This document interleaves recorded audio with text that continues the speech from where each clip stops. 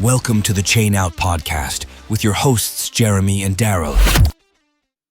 Hey, everybody. Welcome to Chain Out Podcast for the second time tonight.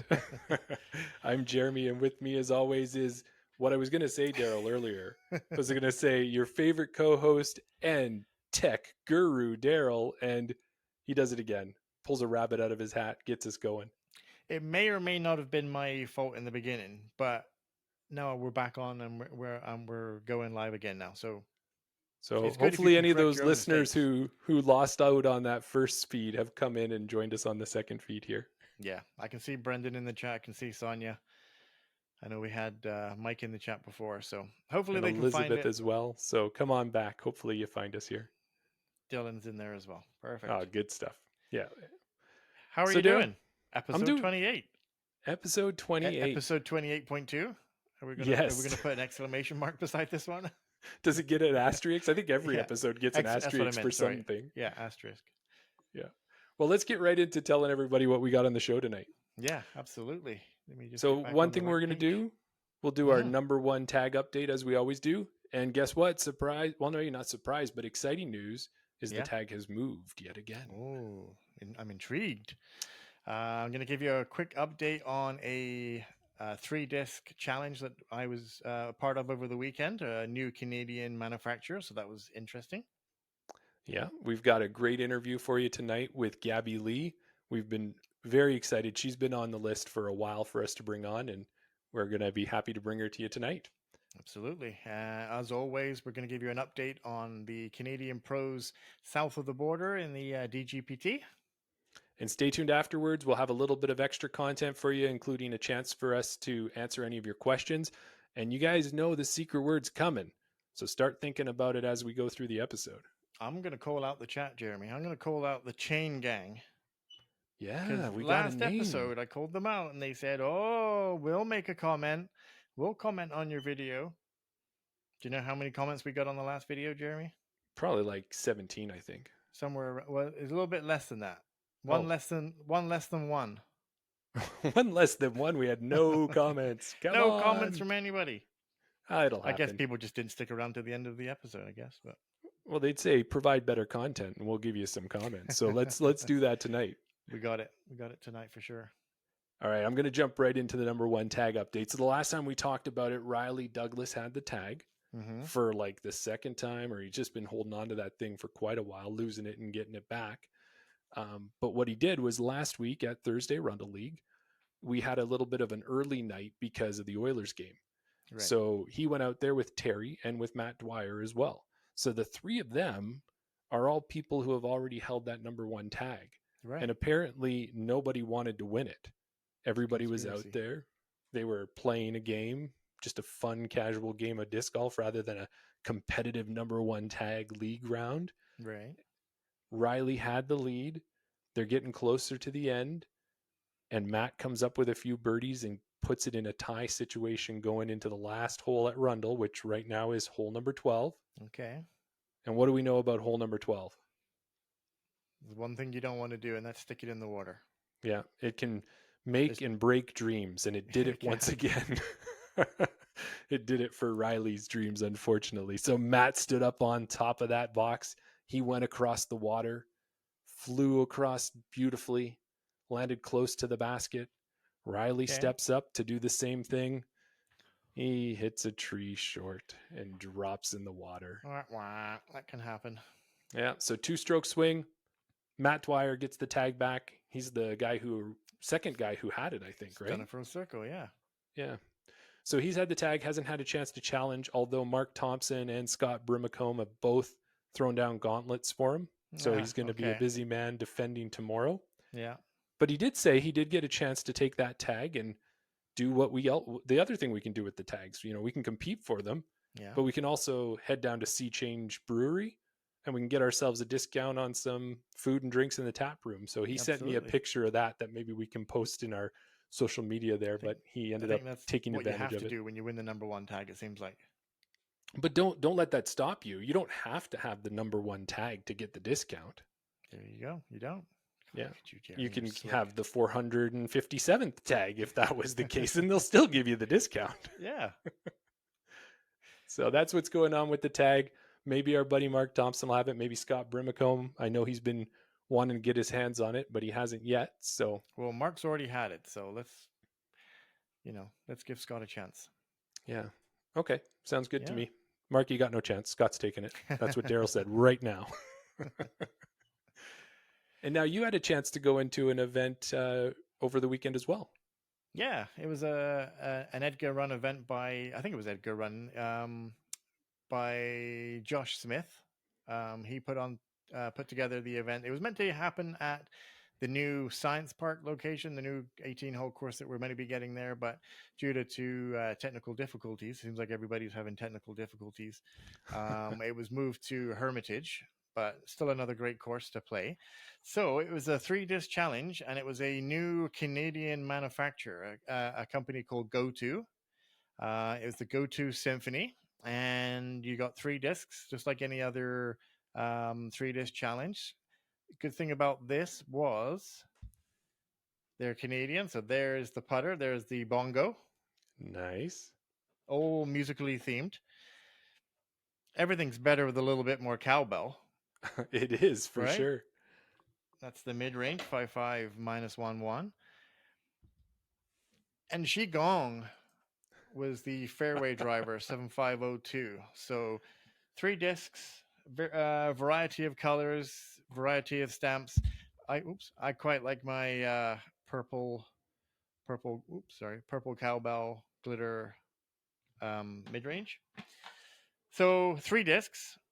First thing you're going to do when you get new discs is you're going to take them out to the practice field and give them a rip just to see how they go. Yes. The mid-range turned out to be a little bit understable than I thought. On hole 4 at Hermitage, ripped it down the line, turned over into the trees, and I don't know about you, but what's the first thing you do when you throw a bad shot? I usually shake my head in disgust at my bad performance. Yeah.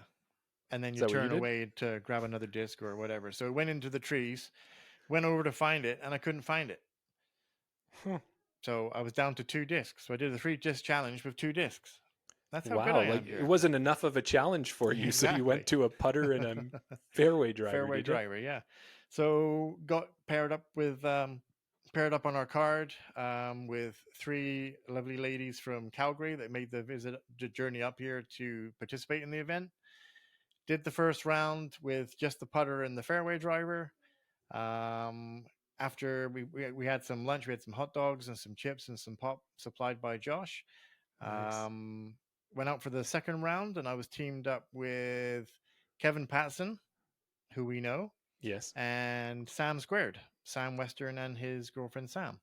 Oh, fantastic. So we went out in the afternoon, and I shot. Oh, sorry, I should say, when we got to hole 3, Sonia found my disc in the trees. It wasn't in the trees. It was way past the trees. It was actually stabled up a little bit and kind of fought its way through. So that old adage of when you start looking for a disc, we always go too far thinking it must be up here somewhere. And it's always like 50 feet back behind you.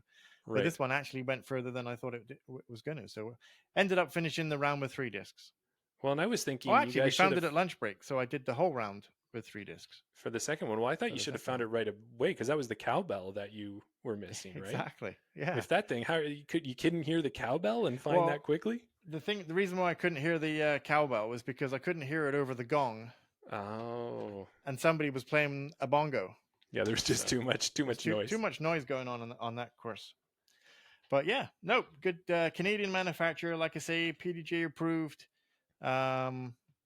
Check them out. I believe you can get them on Ace Runners right now if you want to support Canadian. Yeah. And I don't know if you want to. Well, that sounds like a good event. And you've now done a couple of these 3-disc challenges, and I haven't done one yet, but hoping to this year or maybe an Ace race, something like that. Try a different way of doing a tournament. Yeah, no, absolutely. And it was good that this one was. I've done the RPM challenge at Sylvan Lake.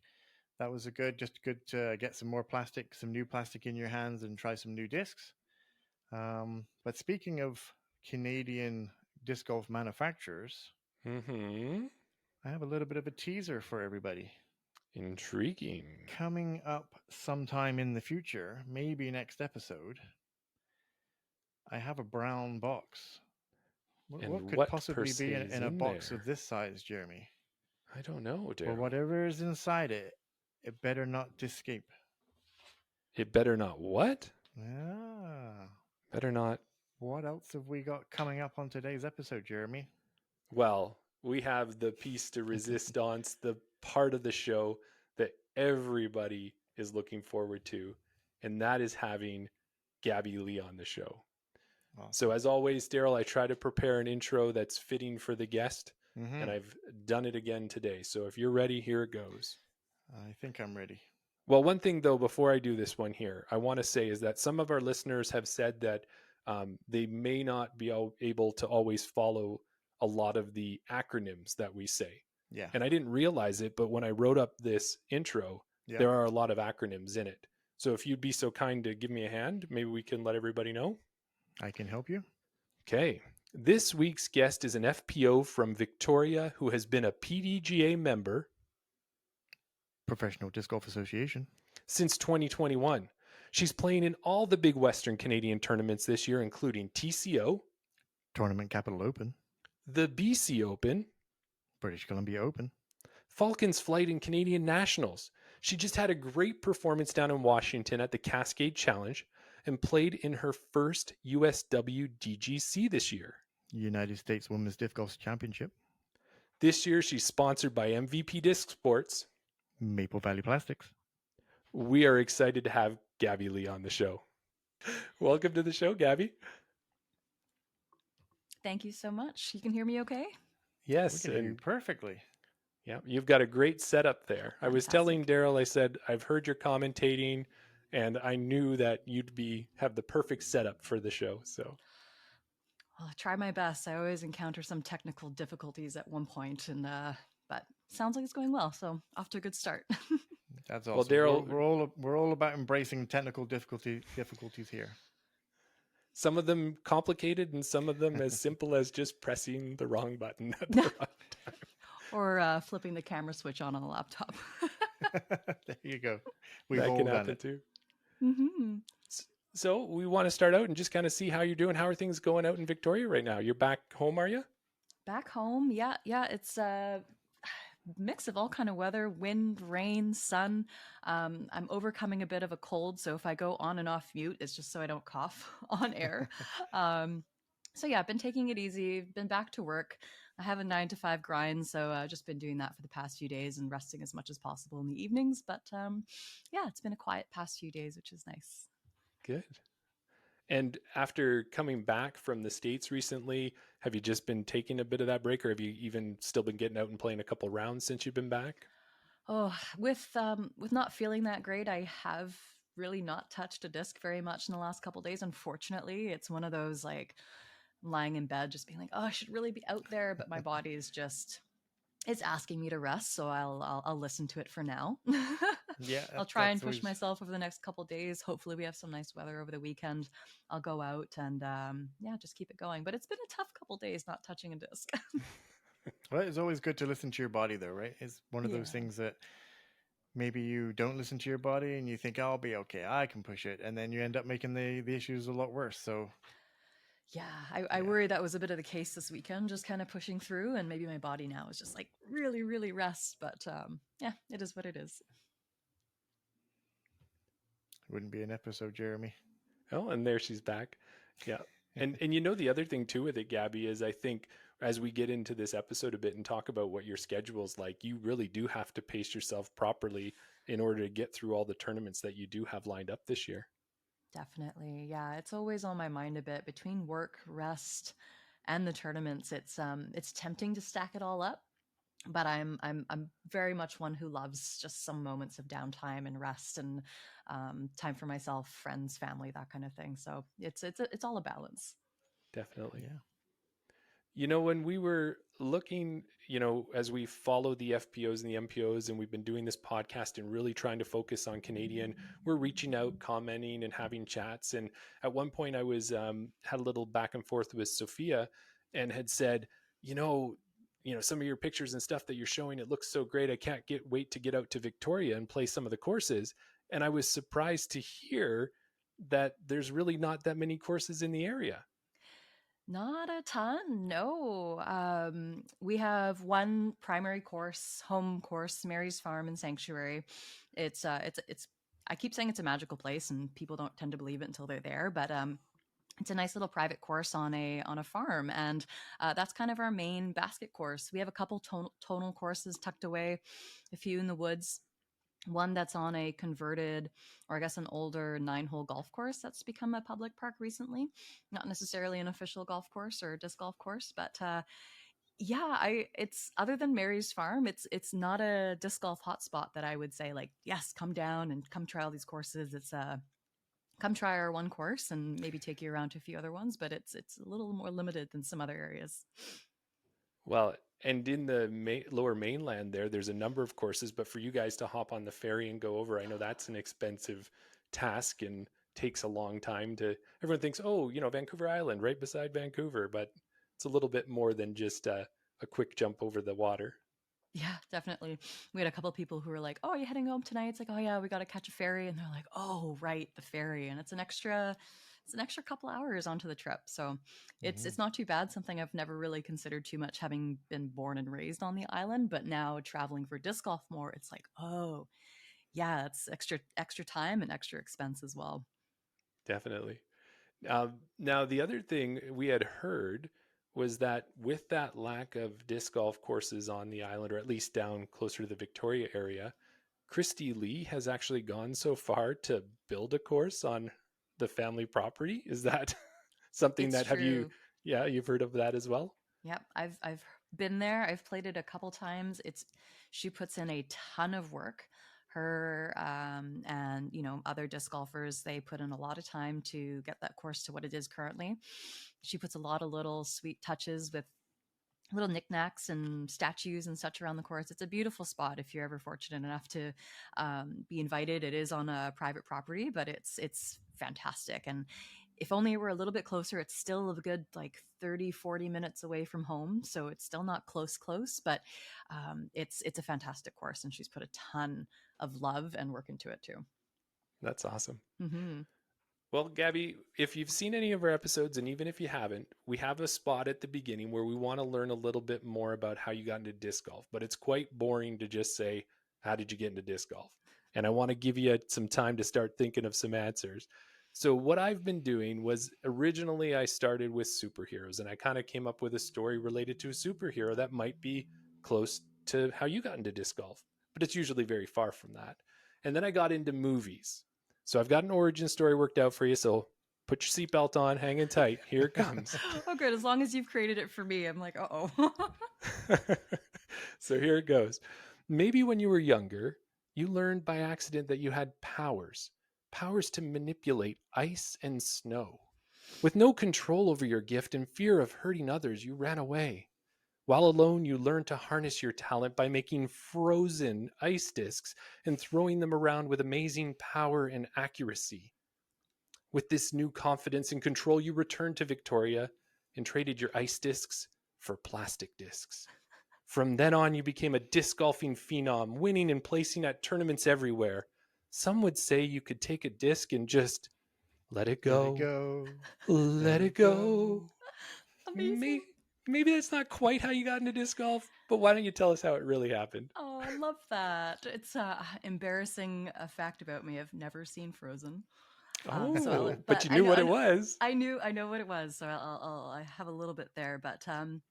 But yeah, I mean, there's a little bit there, a little bit of truth there. I'm an introvert at heart. I tend to keep to myself a little bit more.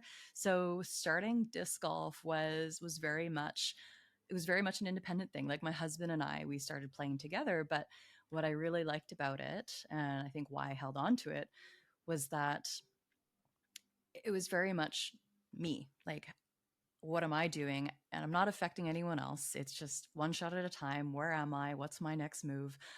It was something that, I didn't have to worry too much about others, and not, I mean that in the best way possible, but it was it was it was neat in that sense. Like I grew up playing volleyball, Hmm. team sport. I was, whatever you did very much impacted those around you, for better or for worse. But disc golf was just like, okay, bad shot, not a big deal. I'm just going to go to my shot and do the next thing, and just if it takes me 3 strokes, 4 strokes, 10 strokes to get to the basket. That's my thing, and I'm having fun with it. So yeah, the fact that it kind of grew as quickly as it did, like I said, it was just me and my husband playing, and I don't even know how we got into playing tournaments, but it was, we met a couple friends and started playing more, and both of us, we started doing well, I guess, well enough to be like, okay, well, let's push the boundaries a bit. Let's hop up a division. Started in FA2, went to FA1. Divisions were a bit smaller, and I was winning a couple divisions at a time. And I was like, okay, cool, this is good. And my first big FA1 win was at TCO a couple of years ago. And ever since then, I was like, oh, well, let's try FPO. Let's see what challenges can bring on there. And the rest is history. And I mean, ever since then, we've been all in disc golf. Like, you kind of reference pacing. I think we did a very poor job of pacing at first, but we had tons of energy. Signed up for as many tournaments as possible. We took many ferry trips over to the mainland, and yeah, we've gone as far now as to buy ourselves a van and spend a little more time on the road and see where that takes us. So it's been a step-by-step thing, like doing whatever's comfortable next. And I'm very fortunate to have a partner who's just as into it as I am, so it makes making those decisions easy and exciting too. So yeah, it's very much just been like poof, disc golf. You Yeah, know, go ahead, Daryl. No, you go ahead. I was going to say, Gabby, and it is definitely, when you say that, that was, you can only see so much when you're trying to put together an outline here, and we're watching information on you and we're looking at PDGA. But that was the one thing that I did notice in the PDGA kind of stats from you since 2021. It was like, all right, yeah, I'm just going to go and enter an FA2 tournament. Sure, why don't we enter at Raptors Knoll of all places? Yeah, that's going to be an easy start to our disc golf tournament career. Yeah. It's I always forget that was my first sanctioned tournament. I played a couple of unsanctioned tournaments on the island before then. One of them was a women's event. One of them was up island in Campbell River. But it's funny, the Can Nats, that was a last minute decision because I think my husband played in the BC Open that summer and I didn't, because I was like, too big. Like, I don't need to do that right away. And I was so jealous. Like, when he was in it, I was like, oh, I should have just played. Like, how fun. So then I signed up, I think fairly last minute, for Can Nats, and I'm glad I did, because I think that was just the starting point in all of this. Yeah. Well, and not only starting there in FA2 and going, okay, yeah, let's just enter, let's just get my toe wet, is kind of what I thought about it. Then you go and you shoot a -1 in FA2. And not only was that good enough to win that tournament, when I looked at the stats, you would have won FA1 by about 7 strokes at that tournament as well. Oh my gosh. I didn't know that. Yeah, so what a start to kind of that tournament play. And then, as you said, you moved in 2022, played a bunch of tournaments, 13 FPOs. You placed in top 3 in over half the tournaments. This might even be a trip down memory lane for you, me kind of throwing these stats at you. Kind of is, yeah. It's been a And whirlwind. then 2023 comes along and you play 17 tournaments. You win 6 of them. They're all FPO. And you place top 3 in every other tournament but 2. Like, to me, this is like a meteoric rise to FPO stardom in my mind.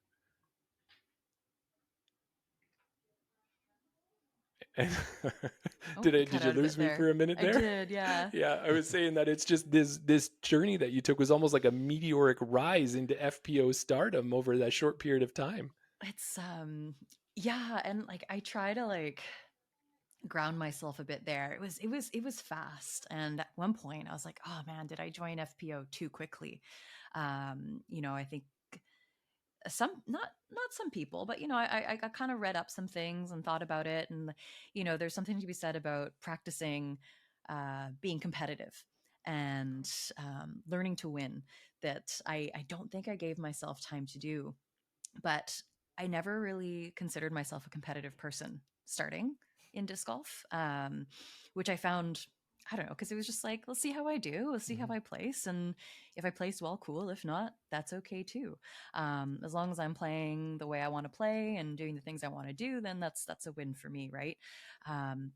So being an FPO, and I mean, this year and even in the later part of last year, it was like, okay, well, how do I approach this game from a place of like, oh, like I might be able to win, or I might be able to do really well, or I might be able to take this down. It was a total shift in mindset, and not something that I entirely appreciated at the start. But I'm trying my best to kind of wrap my head around that and work towards being not necessarily more competitive, but having more of that competitive drive.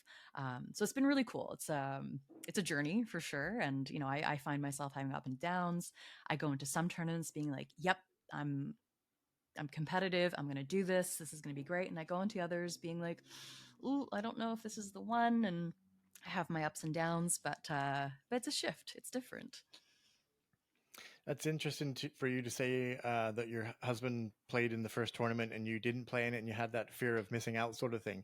I can relate to that as well, because when I first started in disc golf, I met Jeremy and had no indication or no drive to do any sort of tournaments or leagues or anything like that in the first year. I thought, I've just started it. I was probably 4 or 5 months in, and Jeremy just happened to mention that there was a tournament happening in a couple of months and that there was a few spots left and I should sign up. And I was totally against it to start with, because I figured that, I haven't been playing that long. These guys have been playing for years. They're going to be running circles around me. But he convinced me to do it. And then, like you said, now I'm looking for the next one, always looking for the next tournament. How many Now more you're tournaments hooked. can we sign up for this year? So yeah, that definitely hits home for your talk there. And then it was also interesting to hear about how you kind of almost like leveled up through your career. You started off FA2, FA1, then you moved to MPO. Now you're buying a van. Like there's all these little stages in your disc golf life, right? Yeah. It's happened quickly. Yeah. But it's something that, when I'm talking to my husband, it's, when you feel this pull and this I don't know, this we're drawn to it, right? And the fact that Mm-hmm. we're both drawn to it and both as passionate about it and both as curious as to, where this could lead us, it's hard to ignore that. Mm-hmm. So as much as possible, I think we're both leaning into that I don't know. I don't know what the word is I'm looking for, but the fact that we're Yeah. both interested in it, why wouldn't we just see where it takes us? So that's kind of the approach we're taking. Who Yeah. knows how far it'll go, but we won't regret not doing it, which I Yeah. think is the big thing that we're thinking about. As long as you enjoy the ride, it doesn't matter where it takes you. Exactly. There you go. Yeah. Mm-hmm. And having that partner to share it with, because one thing a lot of players is one partner will want to get out as often as possible, and the other player says, or not the other player, the other partner is like, when are we going to go out and do this, or when are we going to do that? So I would think if the fact that both of you are aligned with what you want to do with disc golf, that probably makes it more enjoyable, more fun. It gives you, you're both looking at where the disc golf courses are when you're planning a vacation, instead of just one of you looking for the disc golf courses to go to on vacation. So Vacation planning is so easy. So easy. Maple Hill, check. Okay. Check, done. Sounds good. Yeah. Washington, why not? Yeah. Definitely. Mm-hmm. Well, with you getting a chance to play a lot of these tournaments and continue on, one of the things that we've brought up a number of times on our show was last year we had Parked Pro start the Canadian Disc Golf Tour. And that Mm-hmm. was a great thing to follow. It gave us a lot of really quality Canadian disc golf content for us to watch. And last year, you actually went into one of my first big tournaments, which was the Tournament Capital Open. So you went out to that one. Unfortunately, I didn't get a chance to see you because I was playing in MA4 and I was at Logan Lake and you were Right. somewhere else. But Okay. afterwards, we got to watch the coverage. And one of the exciting things is not only were you being recorded, you also got onto the lead card for that final round. How was that? Because that had to be another step up of being on camera and being on lead card at the same time. How did that go? Oh man. I mean, first of all, huge shout out to Park Pro. Their team and their production is so fantastic. I'm very grateful to, be a part of it in multiple ways. But yeah, I remember It was so nerve-wracking, like the first time on camera, and Andre was actually out the day before the first day, like just taking pictures. And I remember being so nervous about him taking pictures, let alone being filmed on camera. So yeah, I don't fully recall, but I do remember just like being very conscious of where they were, what they were doing. I don't want to blame a couple of missed putts on them, but there's a couple of just like, oh yeah, you are right there, right? And whether or not it did affect it or not, like it's just still something that's on your mind. But I mean, to have, I was really, really proud of that performance because it was actually one of the first events that I walked into being like, I can win this. Right? Like Wow. it was the first time that I was like, yep, no, this is going to be good. I'm going to play well. I might be able to take this down. And to have that last round on camera, to have like, a few good shots being filmed, and, to have, there was 3 Victoria people on that card as well, as along with another woman from the mainland who we were fairly close to as well. So it was just such a cool experience to share with those friends at the same time, and to have I think we're long past spoiler alerts now, but to have Julie win and have all that happen on camera, it was just like, it was surreal. And I mean, even I think one of my favorite moments was when Sophia went OB long on, which hole was it, like 10 or 11 or something, and it was just like, I don't care that you went OB, you just threw that like 400 feet. It was so it was just, I don't know, it was just like just really cool moments to have on camera. And I think I did the commentary for that one too. So it was just overall just a fantastic experience with the Park Pro team. And as you said there too, and you alluded to it and just mentioned it, not only did you get to play, you got to be on lead card, played with the friends from Victoria, competing, and you were right there with Julie back to back going for that. Yeah. And then you and Julie get the invite to do the commentating. And how did you enjoy that? Oh, it was it was so much fun, and I think it took us both like 8 times to get it started. Like just the number of like, okay, nope, stop, delete, redo.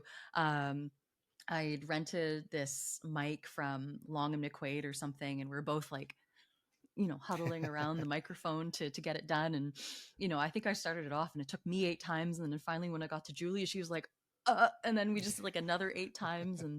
But it was smooth. And I think I just kind of approach it as, like, what are my thoughts? And if people want to listen, then they will listen. And if not, that's okay too. But, yeah, it's neat watching yourself back. Pros and cons to it. Like, I may not watch this podcast back because I don't necessarily love listening to myself, but to have some moments on camera like that, even years from now, being able to go back and be like, this is where I was and this is what we did at this time, is it's really special. I feel very fortunate to be on it. Yeah. Well, not only did you do the commentary for that one, later on in the year, you also did the commentary for the Falcons Flight event. We were lucky enough to get the final round coverage. What was it like commentating on yourself? Ooh. Was it hard to watch yourself and commentate on the putsy or your throws, even though that you knew what was going to happen? Not giving away spoilers. Yeah. I know, right? It's, I don't know. I think I like debate how I'm going to comment on myself, because I have, when I see it on camera, I can remember. I can remember what I'm thinking. I can remember like the discs I was choosing between. I can remember the feelings I had when I got a putt or missed a putt. But I try not to go too deep on that. I try and keep it as objective as possible. But it's got like, it's almost an emotional thing to kind of watch yourself back, because it is reliving those thoughts and feelings at the same time too. So I try not to inject too much of that. Try and put a little bit of that in there, but not too much, because I don't want that necessarily to overwhelm the type of commentary that it is. I try to, highlight the course as much as possible. What are the other options? It's always weird watching yourself back, though. Yeah, exactly. Yeah. Well, I mean, from what we saw on the third round, when we did some research on the second round, you had a super hot -6 in the second round, which gave you such a lead that it almost seemed like you could kind of like coast in the third round there. I don't want to say that you kind of took it easy on Jesse, who was your closest competitor there, Oh, but it definitely gave you some breathing room coming into that last round. So yeah, it did. That second round was, I mean, the whole weekend was something special. But yeah, definitely last round. And watching it back too, I was like, man, I really did play it safe. Like I could tell and I could remember. I was like, oh, like I really didn't put enough into that one, or I didn't attack that as much as, if I were to redo it this year, I may attack a little bit more. Um, but that whole tournament it was a funny one. Like I didn't go into it with that killer instinct. I kind of went into it. I think I was a little burnt out at that time of year, and I was like, I'm just gonna play my game, see how the cards fall, just do my thing, stay on the fairway. It's a lot of trees, a lot yeah, of gaps to hit. So I was like, I'm just gonna stay on the fairway and see what happens. And it played in my favor. It was a good yeah. weekend for me. I think you earned the right to coast or to take it a little bit easier, take a little bit off in the third round because you built up such a lead in the second round there. You mentioned about you might play it a little bit differently this year. Jeremy and I are both registered for the event this year, so it'll be our first time going down there. We've Oh, actually sponsored a hole, so you'll see our logo on one of the holes down there. So that's good. We wanted to make sure that at least one of us was guaranteed an entry into the event because we know, even from when we signed up. I signed up early, so I was able to get right in. But I know Jeremy and another friend of the show, Mark, yeah. yeah, basically had the form filled out, ready to go. And even then, our friend Mark, still is, I think, on the waiting list. So Oh, definitely a popular event. But it's for someone so who worth hasn't it. played it before, for a couple of MA40 amateurs like Jeremy and I, you mentioned it there. Staying in the fairway is key. Is there any other tips that you can give to us for that course? Oh, good question. Hmm. I would say bring a couple discs that you're super comfortable with. I think that's something I leaned on quite a bit when I was playing, is to have a couple discs that were, maybe they weren't my furthest throwing discs, but they were my most consistent discs, or they're the Right. discs that I knew I could shape a shot how I wanted to.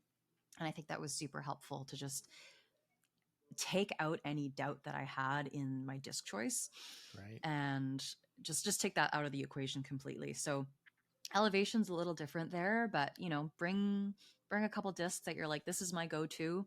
And Hmm. even if that's the disc you throw on like 80% of the tee shots, I think that's going to serve you really well, is just to feel super confident and connected to um, something that you have in your bag that's one of your favorites. Yeah, Yeah. I have one disc that's still in my bag that was just, I leaned on it the whole weekend because I knew it would go straight, it wouldn't fade too far left, it wouldn't turn too much.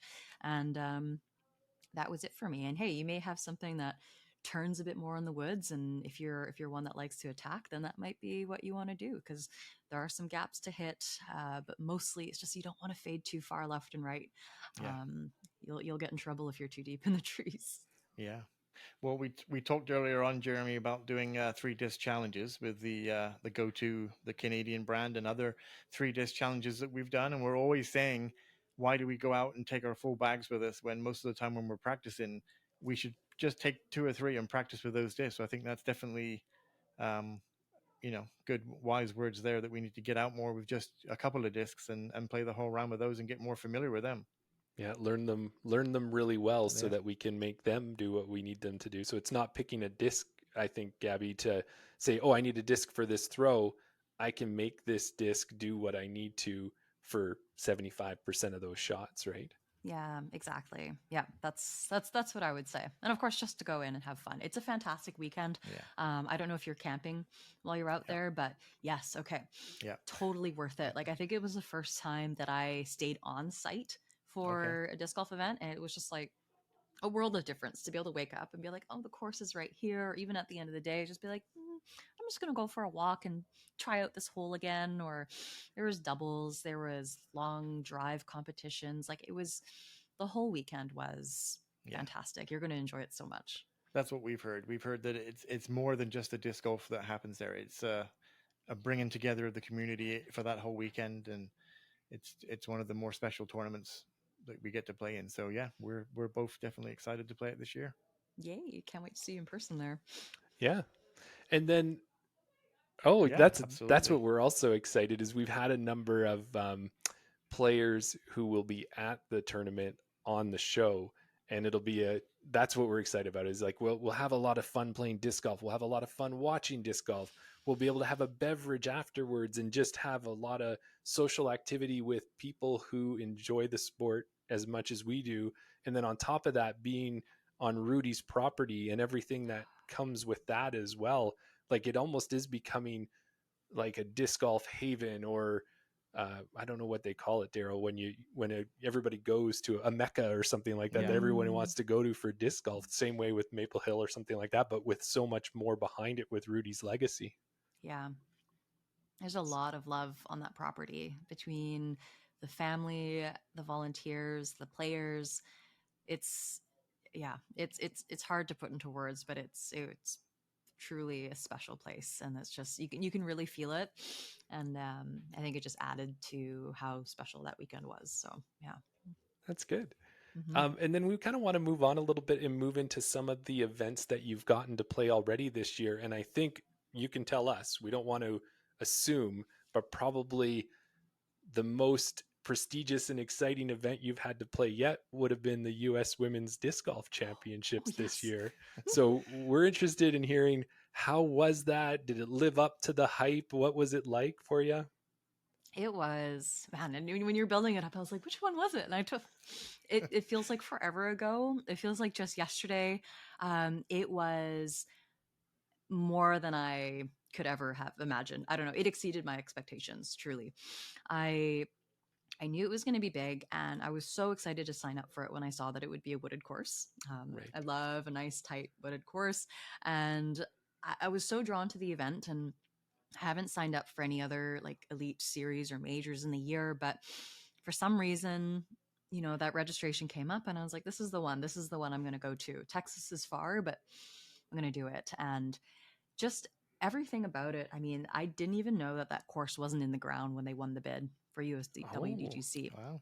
So if you're looking at it on coverage, it's like even playing it feels like that course has been there forever. So the amount of work that went into it, so impressive. But it was just an event. Like it was a huge event. Everything about it was you showed up and you just felt like it was something special. Um, I told myself I wasn't going to fangirl, and I was there the evening that they did the GK Pro skins, Yeah. right. and I saw Kristen Tatar like in the distance, and I was with my husband, and I was like, "This, she's right there." um, but yeah, it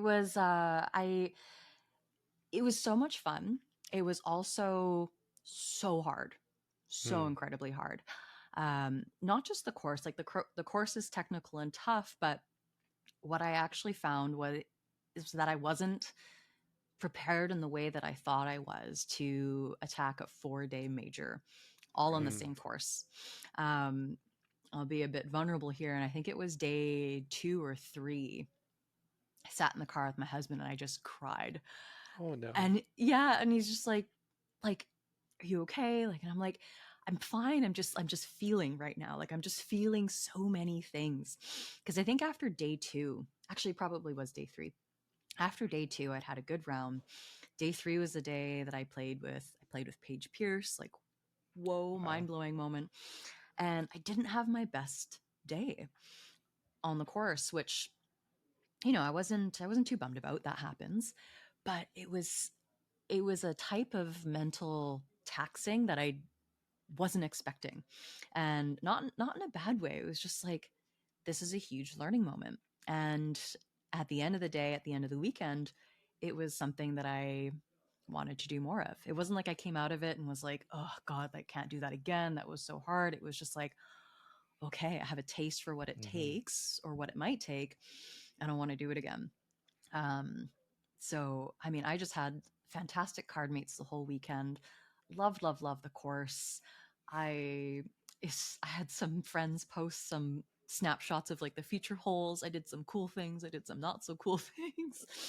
Um, and it was just it's an event I will never forget. And I hope one day Statmando will look back and be like, oh, your first major was X number of tournaments ago, and now look at you. And I don't know. I there's lots of really good lessons um, that I took from there in terms of like, how I play. And there's a lot of like, not that they were bad lessons, but it was just like, oh, I noticed after 4 days my confidence off the tee decreasing because, after 4 rounds on the same hole, you're like, okay, I have to make this shot and I can't mess up this shot. And I found as the days went on, I just got more and more timid. And if we jump to Cascade Challenge the last weekend, it was very different because I got more and more confident off the tee going through gaps. So there's things that I notice as tournaments go on to say like, oh, okay, like I'm going to take this good thing and learn from it, or I'm going to take this not so great happening that happened and learn from it and take it forward. So every event I play, and Texas being a huge one, is just lessons that I get to take forward with me. So yeah, it was a very, very fun event. Oh, the way you describe it, it does sound amazing. Like you can just feel it as you're speaking. And I could just see, the overwhelmingness in positivity and just everything about going to an event like that, because you're going all the way down to Texas. This is a major. There's all of these huge people that you've probably been looking up to just the way that we have. And now they're on your card and you've got 4 days of this. I could just see like, how could it not be the most positive and overwhelming and exciting and crazy, like any adjective you can put in there. I'm sure you experienced it more than once throughout the weekend or the 4 days. Yeah, all of the above, truly. Yeah. No, I made some really great connections while I was there, and saw people that I see usually. So it's such a unique thing to be, brought together in an event like this with disc golf and then walk away with even more positive connections. So I don't know. It's just really cool. I'm like overwhelmed by it constantly because it's just like, whoa, I can't believe this is happening. Yeah, I did that. Yeah. And then, as you said, you went to the Cascade Challenge, and I would like to ask you, with these two big events that you've been to, you said you saw Kristen kind of in the distance there at USWDGC. You got to play with Paige. Were there any other players that you were not fangirling as much, but you were just like, wow, look who's on my card. Look, I'm at this level. This is who I get to play with. Yeah, it's surreal. And are you referencing Texas specifically or Cascade Challenge? Just kind of, just over your career, either of them. Yeah, if you want to, whichever one you want to pick from. Yeah, it's so surreal, and it's so, I find it personally so different than being a big fan of like a movie star or something, because I just feel like as soon as you're on the card with them, it was just like, oh, okay, like you're a peer, I'm one of you. Like there's this, even though our skill levels are like, very, very vastly different right now, there's still this kind of connection and sameness that's really fascinating to ground myself into. I played with Ella Hansen in a tournament at the beginning of February, I think last year. And I mean, that was surreal. I played with Raven Klein at Cascade Challenge, and that was amazing. Daniel Bow Memorial, played with Shelly May Lai, and like they're names that I see everywhere, and to see them on my card is just like, whoa. So yeah, I don't really know how to put it into words other than it's both reassuring in a way, because it's like, okay, like I'm doing the right thing. Like, I got onto a page with card, got onto a card with Paige for a reason, that day 3, that wasn't by chance.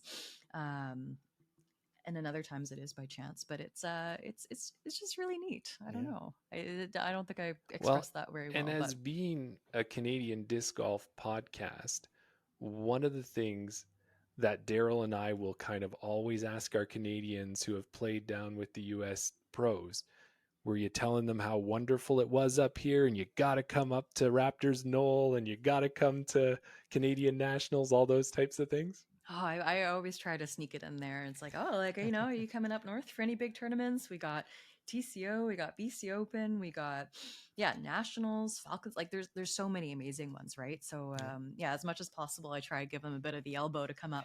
And at Cascade, there were a few women that were like, I'll be at BC Open, I'll be at TCO. So really, really cool to see. But yeah, at the same time, though, being down in the States, it's like, whoa, I'm down in the States. So that in itself is like really cool.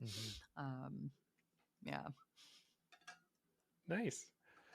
Now, with Cascade being the most recent tournament that you did, you had a good performance down there. I think I'd be happy with your performance. Were you happy with your performance and how it went? Yes and no. I'm happy. I'm very happy with it in a sense that I, it was fun. Like I always have as much fun as possible playing. So glad I went. The experience overall was fantastic. My husband and I were in the van, and it was just like a great trip. Went down with a few friends. It was fun. Excuse me, one sec. Yeah, yeah. Performance wise, I was super happy with how I was off the tee. Like I alluded to, it was just like a stark contrast from Texas, where I kind of lost confidence as the weeks went on or days went on. But here, it stayed consistent, and I was like, "Yep, I know which disc I'm going to do. I know which gap I'm going to hit. It's going to be great." But coming into the tournament and during the tournament, I wasn't quite as confident with my putting, Hmm. and it cost me a lot of strokes. It cost me strokes, and it didn't. I wasn't able to capitalize on enough of the holes that I feel like I should have, and it's I don't want to say I blame myself, but like I went into it doubting my putting, and I think because of that, it very much reflected in how I putted. So Hmm. if I looked at where I was seated going into the tournament and where I finished, knowing that my putting wasn't as on as I wanted it to be, I was happy because it was kind of like, okay, for me to place like this, knowing that I have a big part of my game that I normally rely on not being perfect, it's kind of reassuring. So like I played under my rating. I didn't cash, but it's okay because I walk away with like, okay, now I know what I need to work on. I know how I can approach the next tournament with a different mindset and see how that plays out for me. So it's a bunch of like, I try and look at it as analytically as possible to say, okay, here are the good things I'm going to take. Here are the not so good things, and here's what I'm going to change. It's like video game stats, kind of like I just need to like buff up putting a little bit, and maybe not work so much on my driving because I'm confident with it. So yeah, it's I go fairly easy on myself when I don't perform the way I want to, because life ebbs and flows, progress isn't linear, all the cheesy sayings. It's yeah, I disc golf wouldn't be fun if we all just like went like that. So Yeah. it's yeah, it's just another tournament in the books, another lesson learned. Well, and It's I'm going to ask, interesting. sorry, Daryl, I was going to ask if you can take that snip there, if you just want to put a mark, because I need that snip from Gabby, Yeah, that about 20 seconds that I can play in my head when I'm exactly. playing, because I'm going to need that some days. Like last week, I had a bad night at round. I'm like, I'm really sorry, Daryl. It didn't go the way I wanted. But if I had your positive speak in my head, I'm sure I would have turned it around quite quickly. I was just going to say it's interesting to hear you say about that you struggled with your putting, and it was one of those things that you had to, it's more of the mental game that at that point you have to convince yourself. We spoke to Thomas last week, and he was saying that we were asking him how it went at Foxwood, and he said, yeah, it was good. He got in these positions. He had 3 bogeys, and we were talking to him about how did he deal with that, and he said that it come down to his putting, and there was a few putts that he missed, but looking at it on the positive side, at least he was in the position to make those putts. So he missed them, but Yeah. at least he got in that position to make them. So the more and more extra special guests we get on, Jeremy, the more I'm learning that disc golf isn't all just about throwing a piece of plastic into a basket. No. There's a lot of the Oh, mental side to the game as well that can totally affect your physical, the actual physical side of the game as well. hugely, hugely. Like it's a really good point. Like I was in position, and I'm like super proud of being in position on a lot of the holes, but it was just, man, as soon as I stepped up to those putts, I was like, I might miss this. And I missed it. Right. Whereas, if I look back at Falcon's Flight and I try and hold on to Falcon's Flight, because it didn't even cross my mind that I might miss the putt. So it's not as simple as being like, okay, I'm gonna think that I'm not gonna miss this putt, or I'm gonna think that I'm gonna make this putt and not think that I'm not gonna miss it. It's like Mm-hmm. this weird state of mind that it just happens. And I wish Yeah. I wish I could bottle it and just be like, I'm just not gonna not think about not missing. We're missing. Yeah. And that's just going to happen because, yeah, I don't know what it takes, but there are moments and there are times in my game throughout the year, throughout the past few years, where it's just like, it just clicks. Mm-hmm. Like driving, for example, this weekend, never crossed my mind that I might miss a gap. I just did it. So it just takes time, just takes practice, and having some trust in the skills that you do have and not doubting those as much as possible. Yeah. Yeah, and you're right. I've known that there's those moments almost the same way you'd say with just your regular work, and that when you get into flow, and then you're in that point where you step up and you just throw that putt, and you throw it with authority, knowing it's going to go in. You don't go, do I put a little high, a little low? You just step up, you take a look, you focus in, and throw the putt. And when you can get into that zone, you know you're going to have a great weekend. Yeah, it's like what Ricky's blackout mode, he calls it. Yes. Raptors leg, blackout mode. He's got it all, right? Just got to channel my inner Ricky. Yeah. Well, we want to move you along here, Gabby, to the next tournament that you've got coming up right away, which is the second A tier. What we've been doing, Daryl and I, this year is, with the lack of a Canadian disc golf tour, or at least not one announced at this point, we've decided that we're going to follow all 9 of the Canadian A tiers. And we've set up a fantasy league where we do some fantasy picks beforehand, and we have a guest on to participate in it. And then, so it's been exciting. We did Foxwood. And then what our hope is after the tournament is to interview the tournament director and the FPO and the MPO winner. So last week we had Chantel and we had Thomas on, which was, talk about being starstruck. You know, we have you this week. We had the 2 of them last week. It's been an amazing couple weeks. Oh, that's so kind. Yeah, but you've got TCO coming up again. And when are you going to go and head up there? What's the preparation? Have you got, you and Sylvan got that figured out yet? Not quite. Well, I lied. We have a ferry booked for the evening of the 11th. So we're not going to get up as early as I think we wanted to, just with like work requirements. Just some things that we just have to deal with at home, which is totally fine. So, but yeah, we hope to get up there and spend a few evenings practicing the courses. We're both familiar with MacArthur. We've played there. This will be our 3rd year. But we haven't played the Logan Lake course, which will be new. So that'll be really exciting, different. Rose Hill is a ton of fun. I really enjoy that course. It's always super windy though, so I'll be curious to see what Logan Lake is like.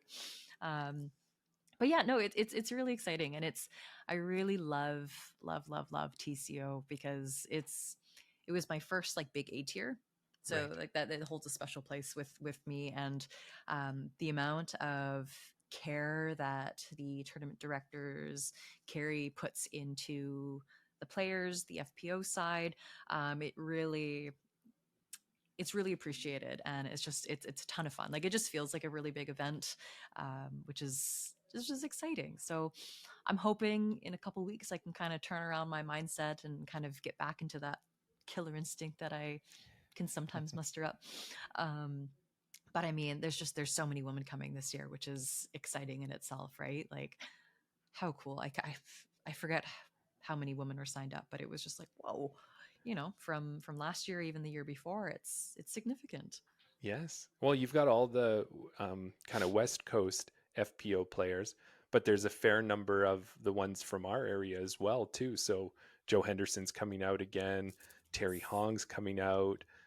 I believe Kristen's coming out. I think Daryl could correct me if he's looking there if it's wrong, but Zoe's coming out as well. So a lot of these great FPOs, it's going to be a who's who of Western Canadian FPO players for sure. I love all these women too. Like, I was going to say, Jeremy, we asked Gabby for some advice on how to play Falcon's Flight. You've played Logan Lake, so maybe you can give Gabby some tips on how to play that. Yes, please. I played it, Gabby, at the very beginning of my career in MA4 from the short tees, which I don't think is anywhere near where they're going to be setting you up. Okay. But the one thing, we did have Carrie Neal on the show kind of a number of months ago, and she had said that there's been a total redesign to Logan Lake. So it's a very wooded course. That was one of the things I learned. Very, very wooded.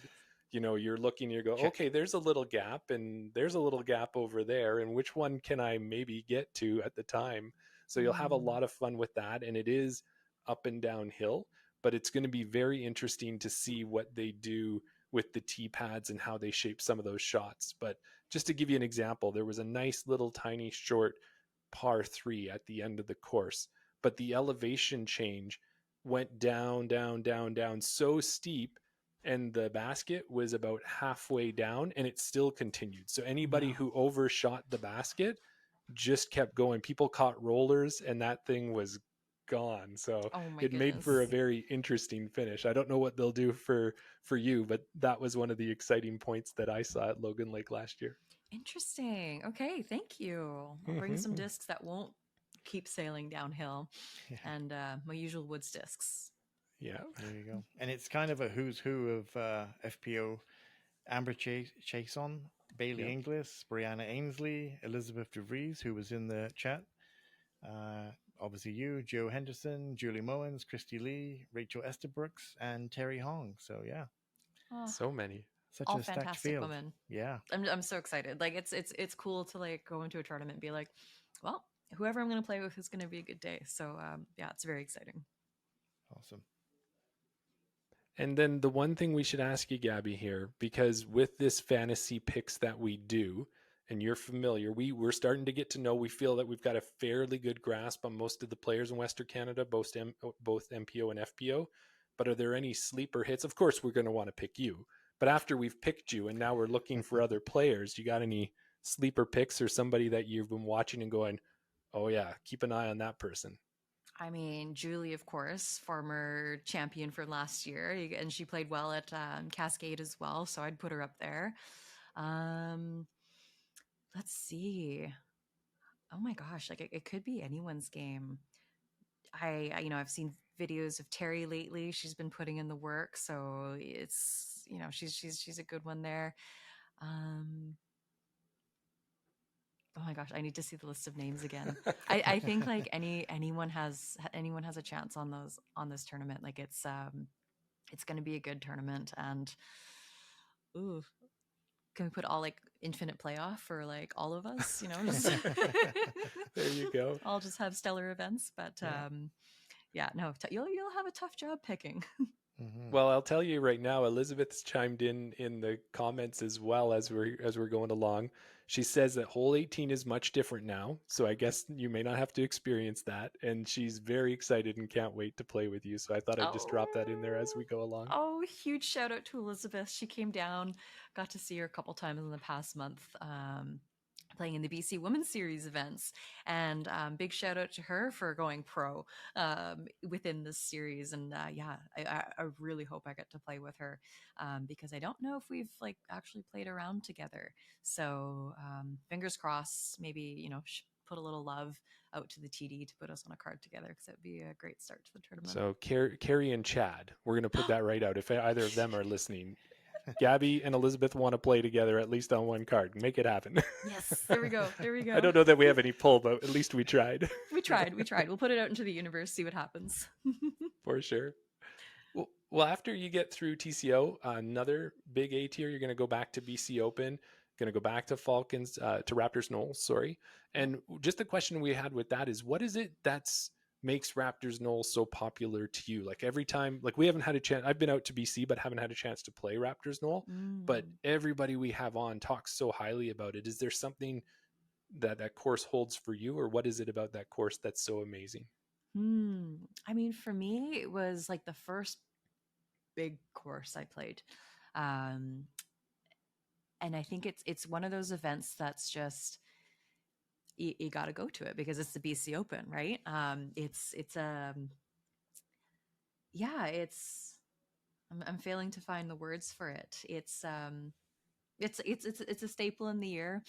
Raptors is, like I said, just one of those courses that I would go back to for a lot of like the bigger events that I would play when I started playing. So for that reason, it holds a special place.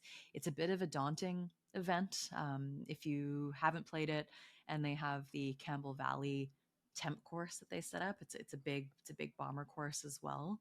So yeah, historically, I haven't played very well at that tournament. We'll see if I can turn it around this year. Again, it's a mindset thing, right? I got to go Mm-hmm. into it not thinking that Campbell Valley is the big intimidating course. I got to think of it as I'm gonna have a ton of fun. I'm gonna hit my gaps, and I'm gonna throw as far as I've ever thrown before. Um, so yeah, it's one of those funny ones. It's just I got to go into it with that mindset. But it's a throw pink qualifier, so Right. you know I have that on my mind as well. So I think it's also one of those events that I put a lot of pressure on myself for. It's for me, it's less of like a I'm gonna go and hang out with everyone. It's gonna be a big event. Like this is business. Serious. BC Yeah, you Open got is to dial business. in. You got to dial it in, and hope for the best. Like you know, Raptors is one of those courses. They have, you know, if you haven't played it before, they have 3 layouts. They've added a third pin position. So, you know, 3 times 3 times 3 times 18 is like there's so many possibilities on that course, and they usually make BC Open a little trickier. So it'll be good. Like it'll be good. Like I said, I hope I can play better than I have in the past years. I think that may have been one of my outside of top 3 finishes last year was BC Open. Right. But yeah, fingers crossed. Yeah. Well, in that Campbell Valley, otherwise known as the InDesign Horsey Horse Coursey, I course. think is what Horsey it's course. called. Yeah. Sorry, Stuart. It'll always be horse course. They set it up on an equestrian site course, and like a lot of the features on the holes are like horse jumps. So Yes. it's horse course. It'll always be horse course. Yeah, and even too, I think when we watch some of the coverage from last year, they'll even put the baskets up on some of the launch or jumping pads Yeah. or different areas like that, and then have sand around for hazard and just do all of these things to make it as interesting with the features that they have available. Yeah, yeah. Like I'm sure if you drove by the site, you'd be like, "How do they put a disc golf course there?" But they do a good job of weaving it through the bushes and the trees, and they have some elevation shots. They set up some tricky OBs, which makes it interesting. So it'll be a good event. Yeah. Yeah. And moving right along, and this is more so a lot of the people who, it seems like almost all of our listeners know who you are, but if they don't, they're going to now know how to follow you and what tournaments that you're going to be at, and if they can make it to those tournaments, or if they know you're there, they can go get a disc signed or do something like that. Aw, please come say hi. Yeah. Yeah, hopefully I just sent out to have some discs printed for myself. So hopefully I can have some discs that'll support my tour in the next might be a couple weeks. I don't know if they'll be ready in time for BC Open, but keep an eye out for that. But yeah, please come say hi if you're listening and we haven't met in person before. It's really cool putting faces to names. Social media is the wildest thing, right? Like I think I've met more people through social media first in disc golf than I have meeting in person first, because it's just like, oh, you're so and so on Instagram, and it's just like, yeah. It's social media is a weird thing, but hey, made some great connections. Relationship. Yeah. Oh yeah. Yeah, so you'll get to Falcon's Flight, so everybody knows, and you're going to be going for the back-to-back wins there. And then once you put the back-to-back wins together, then I'll get a chance hopefully to see you again, because you're going to head up to Canadian Nationals up in Clearwater. Yes. And that again looks like it's going to be a big tournament. And I think when I looked at your tournaments from last year, you did play the Harvest Huck, which is at one of those courses, right? So yes. what do we got in for us at the Nationals? Is it going to be pretty insane? Or Harvest Huck is also another fun one. That was another highlight from last year, just in terms of like the overall event, the feeling, the work that went into the courses. I just got a notification, I think the other week, that they've added a third course to it, yes, which I'll be playing on, which is interesting. It said ball golf course, and immediately I'm like, no, the woods. Where are my woods? Excuse me. So it'll be different. It's kind of coming into it with a little bit of unknown. When I signed up for it, it was like, okay, it's going to be 2 rounds at the ski hill, 1 round at Wells Gray Golf Course, which the Wells Gray Golf Course, I came away from last year thinking that was one of my more favorite ball golf courses that I've played. They did a really good job with the layout, lots of like water bunker features that made it more interesting than just throwing out into the open. And the ski hill is super unique too, because you think ski hill and you think elevation. There is elevation. There's a few fun shots similar to hole 18 at maybe not similar, but the same idea. Like you're throwing down, like you're throwing down the hill. But they do a neat job of weaving through the ski hill, so you're not just throwing up and down, but you kind of go up and across, and there's a good amount of like open and wooded holes. And then I don't know yet about the third course. Like I said, it's another ball golf course, but it'll be interesting. So I got one round in at the ski hill this year, which to me was like, oh, it's kind of too bad because I was looking forward to another 2 rounds at the ski hill. I knew I could play well at the ski hill, but yeah, no, it'll be another fun weekend. And it's nationals too, right? Like how cool. Because I don't know at the beginning of the year if we knew it would be nationals. Because I think it was just Harvest Huck at first, and then it was like, ooh, won the bid for nationals. So Yes. yeah, Well, bit and of I'm an upgrade. excited. It'll be my first experience of going to nationals, and I'm in the same boat as you. I got that email, so we're playing the same courses. Yeah, it'll be exciting. And they talked up that new course, so I think it's going to be a good experience as well. I think so. And like I said, I really enjoyed the Wells Gray ball golf course. So, if same people are involved and they have the same mindset going into that course to set it up, I have good trust that it's going to be an awesome one. Yeah. And two other thoughts about it as well is one, we talked about Falcon's Flight being a disc golf mecca and everybody coming together.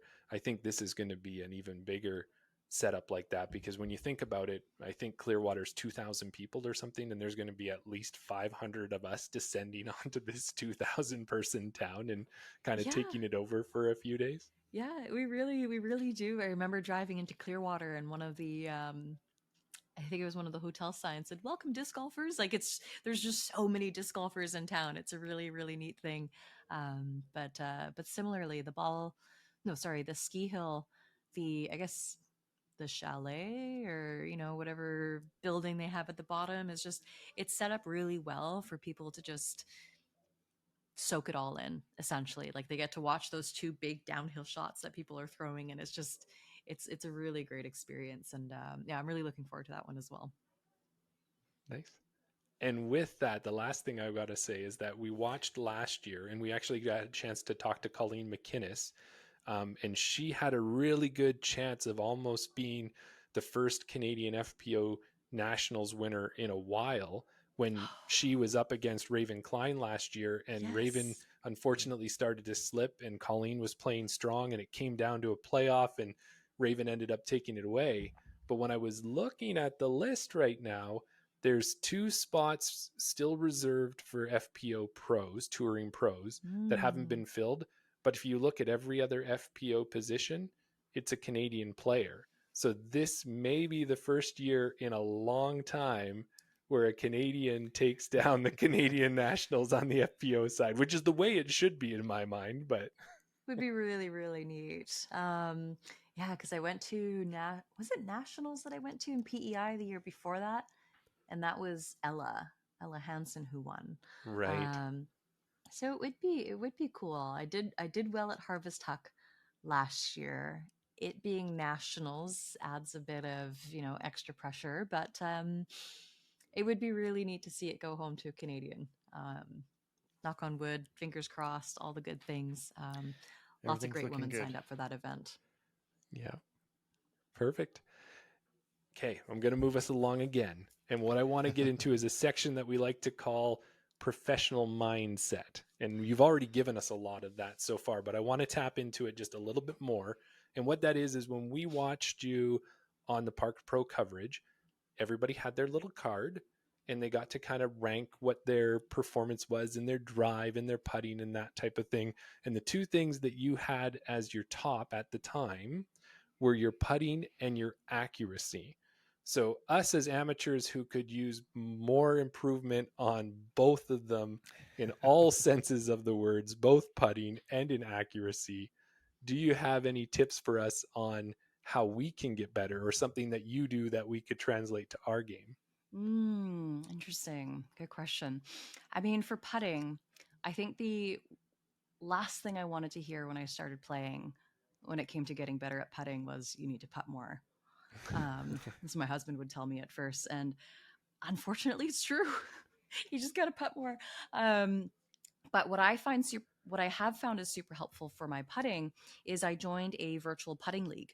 and it's actually filmed, like you have to film yourself, and it's Oh, putting under pressure, practicing putting under pressure, which has been the most beneficial for putting.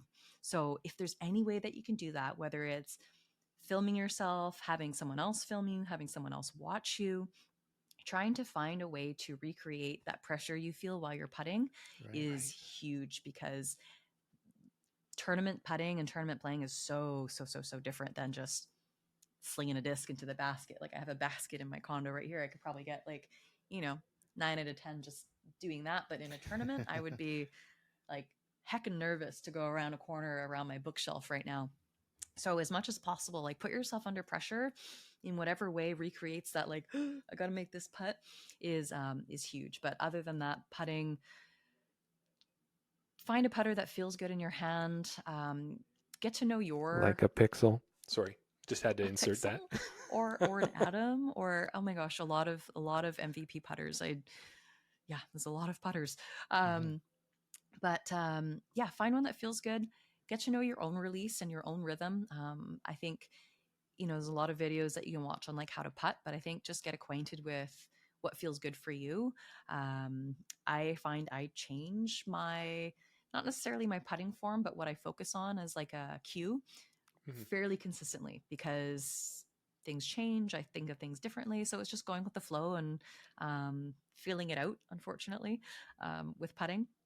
And then if I'm going to move on to like accuracy, like distance isn't my strongest forte right now.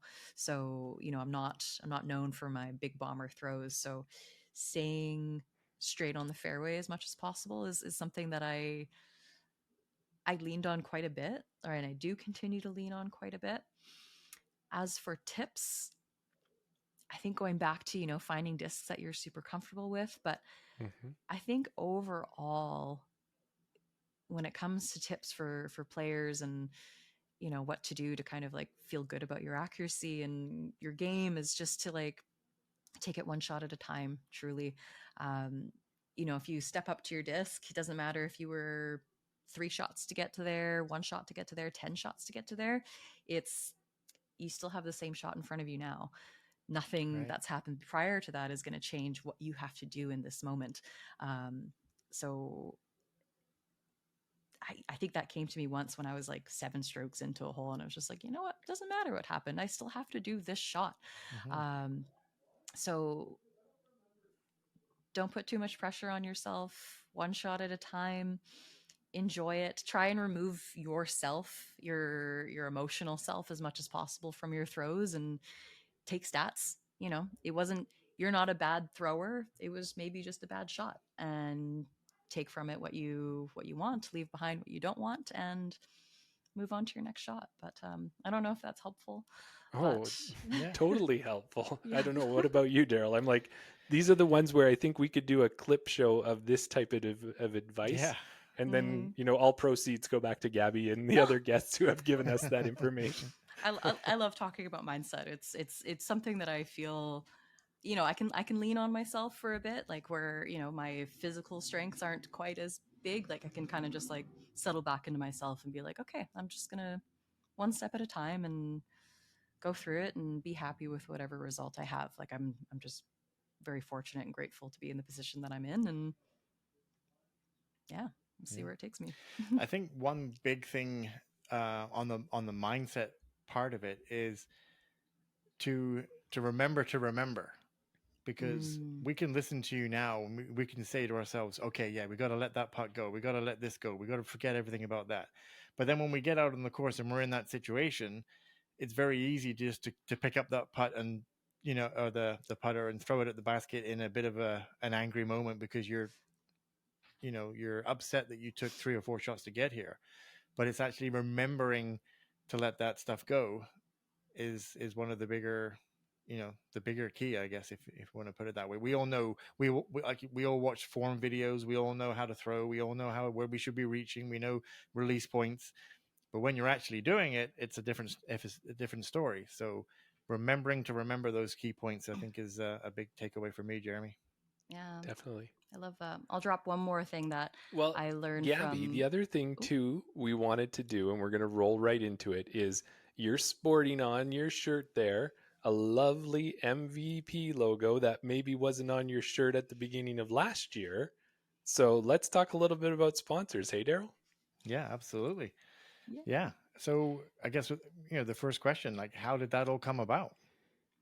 Ooh, good question. I honestly I put myself out there. So, in Right. the fall, applications open. You put in your name, you throw in your hat and see what happens. And at the end of last year, I hadn't heard back from people. And MVP was one of my top choices.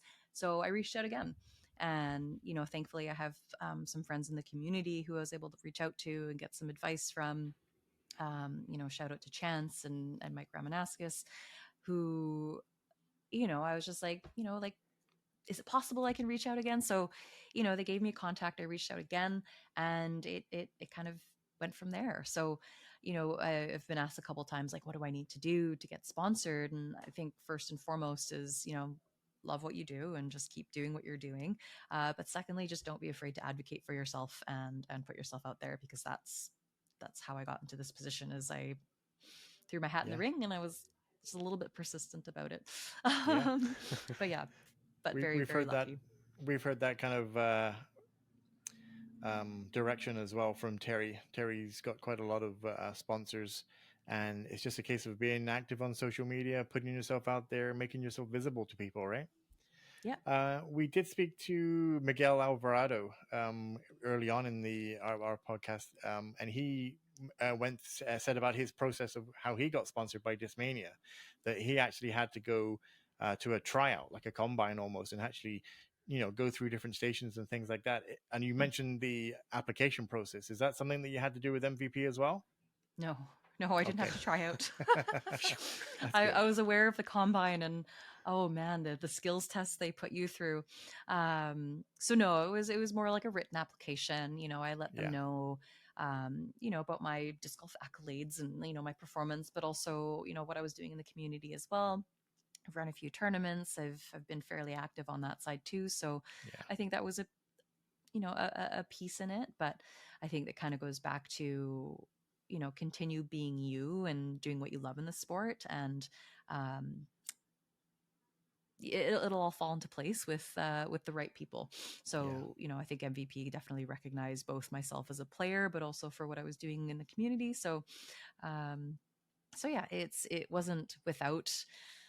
I won't be completely humble about it and say, like, I did put in some work, and Yeah. I do have some background, but it came out of a place of passion and interest, right? Like, it wasn't something that I was like, oh, I should run some tournaments so I can get sponsored one day. It was like, Yeah. I ran those tournaments because, and I supported those tournaments because it was something I truly enjoyed doing and wanted to do for my community. And so yeah, just stay true to you and like what disc golf means to you. And for some people it's purely competitive, for others it may be purely community based, which Mhm. is totally fine, right? And Yeah.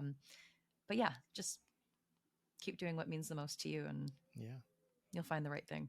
That's awesome. You mentioned that MVP was your first choice when you went for the application process. Being on I'm going to have to read these off because there's quite a few. Being on a team with such big names like Simon, Eagle, Sarah, Hokum, Elaine, James Conrad, Madison Walker, like, what does it mean to be on that team? It's it's still surreal. I think when I played in Texas, before every tournament they put names on who's playing, and Yeah. to be along those names, it's surreal, but it's an honor. It's one that I don't take lightly. It's obviously a little bit of pressure, but it's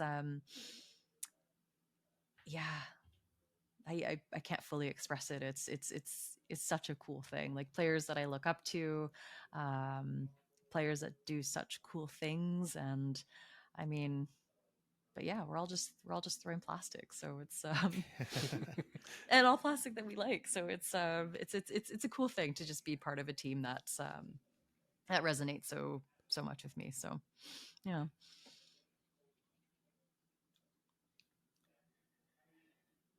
Well, Yeah. and I may put in there too, Gabby, about plastic that we like is every evening when I set up for each week for the podcast, I put discs behind me.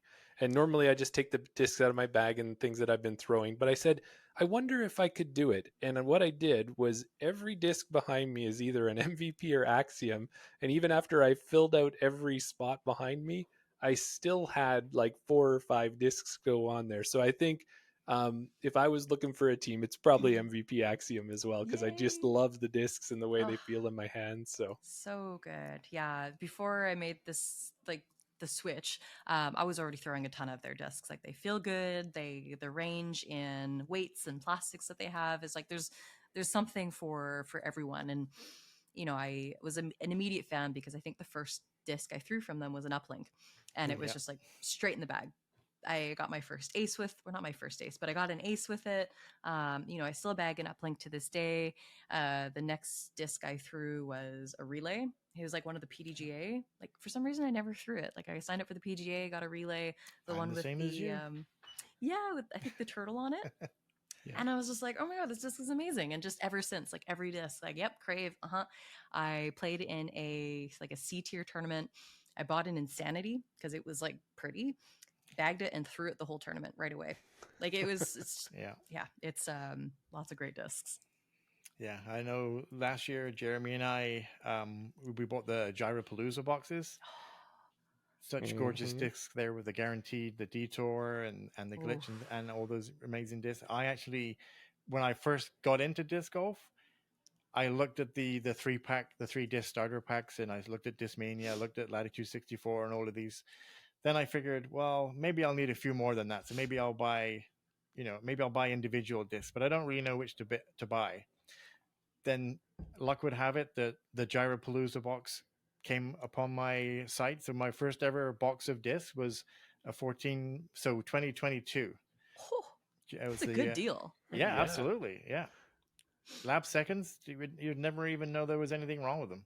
Like I still Never. don't. I look at some of those discs and I think I don't see what the blemish is there. They must be looking Mhm. through a microscope or something like Yeah. that. But And they're unique. Like I bet you yeah, still have them and still bag some of them because they're just like they're workhorses. yeah. Yes. I just want to show you one. Sorry. Yes, please. This wasn't on the schedule, Jeremy. Sorry, but I got to show it. So we recently did a spring runoff Tournament that competition, we Oh. entered. and they had a silent auction, and there was this James Conrad vault. Bendy James. Yeah. Oh, Sorry. great Yeah. win. Put my headphones back on. Oh, Um, so many wins like that. And I guess yeah. Daryl, only because we're doing it, I ended up also picking up some more, and I got myself Taco Bear. It's a bear eating tacos with like a kind of a gold stamp, and I was able to get, what was it? It was a Mayhem, Daryl, A and a mayhem. resistor. Yeah. So Ooh, very nice. I was actually Yeah. looking at that disc. I was gonna ask what it was because I like the color. Yeah. I forget. Do you remember who dyed it? It wasn't Chance Stad. I don't know. I don't think I'm just trying to remember. I know Rebecca said Yeah. who dyed it because I inquired about it, but yeah, I was lucky enough to win the silent auction, and then also I got a Jordan Castro Castronaut signed envy as well. So Yeah, we could just Amazing. go on all day we went about to our town. love of the Yeah. discs. It's a whole other episode just showing Yeah. each other our discs. Exactly. Exactly. Yeah. I don't know if everyone else would want to see it, but the three of us would enjoy it. Yeah. So with that, so that's your MVP sponsorship. Did you have more on that one, Daryl? No, I was just going to mention because we mentioned about the Pixel there. We followed you on social media. We seen that you did the unboxing. You had some Pixels, and you were loving the Pixels. You mentioned about some other putters. Do you still bag a Pixel, or have you gone back to a more tried and trusted putter? I have not bagged the Pixel. I found it just a touch too deep. So going Okay. back to like the comfort in the hand thing, it's just Yeah. I have tiny hands. So it just wasn't quite it. I am putting with the Atom right now, which is a Okay. shallower putter, which I've mostly settled into. I do like it quite a bit. It has like a little bit of stability, but feels really good in the hand. Oh, yeah, we got you with the Atom putter there, and that's great for sure. Now, the other thing that was your kind of your main sponsorship. Was there any other sponsors that you had that you wanted to bring up or mention while we were talking about it? Yeah, so shout out to Tombstone Disc Supply, which is a local disc distribution website on the island here. So they're fairly new for this year. I think they're still waiting to do their team announcements, but I am sponsored through them. Also working with Queer Disc Golf to run some events. So last year ran a fundraiser with them, working towards getting a fundraiser set up later in the year as well. So those are the two other ones that I'm very grateful to be working with. Fantastic. Awesome. Mm-hmm. And not only that, the other thing we should mention is that you're also an executive board member for the BC Disc Golf Association as well. So is Yes. that how do you fit that role into everything else as you're traveling and you're in the van and you're going here and you're on a ferry going there? Yes, it's I have to learn to, kind of pace myself and just kind of balance everything. So that's part of this year is just like a rebalance. But it's been great work and just making sure the community's set up well for how BC disc golf is kind of centralized across the province. So, I guess we run a duck golf series, which is throughout the year, but Yes. we're working towards, like a membership platform, working towards more events and more resources for the community too, so that clubs have like a more centralized space um, to be able to get support from, but also working on a provincial sports application as well to get more funding into disc golf in BC. So a lot of work, Yes. but no, it's been good. It's been interesting to see the other side of that, and definitely started that from a place of like, how else can I help, right? Um, Events is one thing, but I'm very much like a back end support kind of person. So, Yeah. it's just another way to grow disc golf in BC. Wow.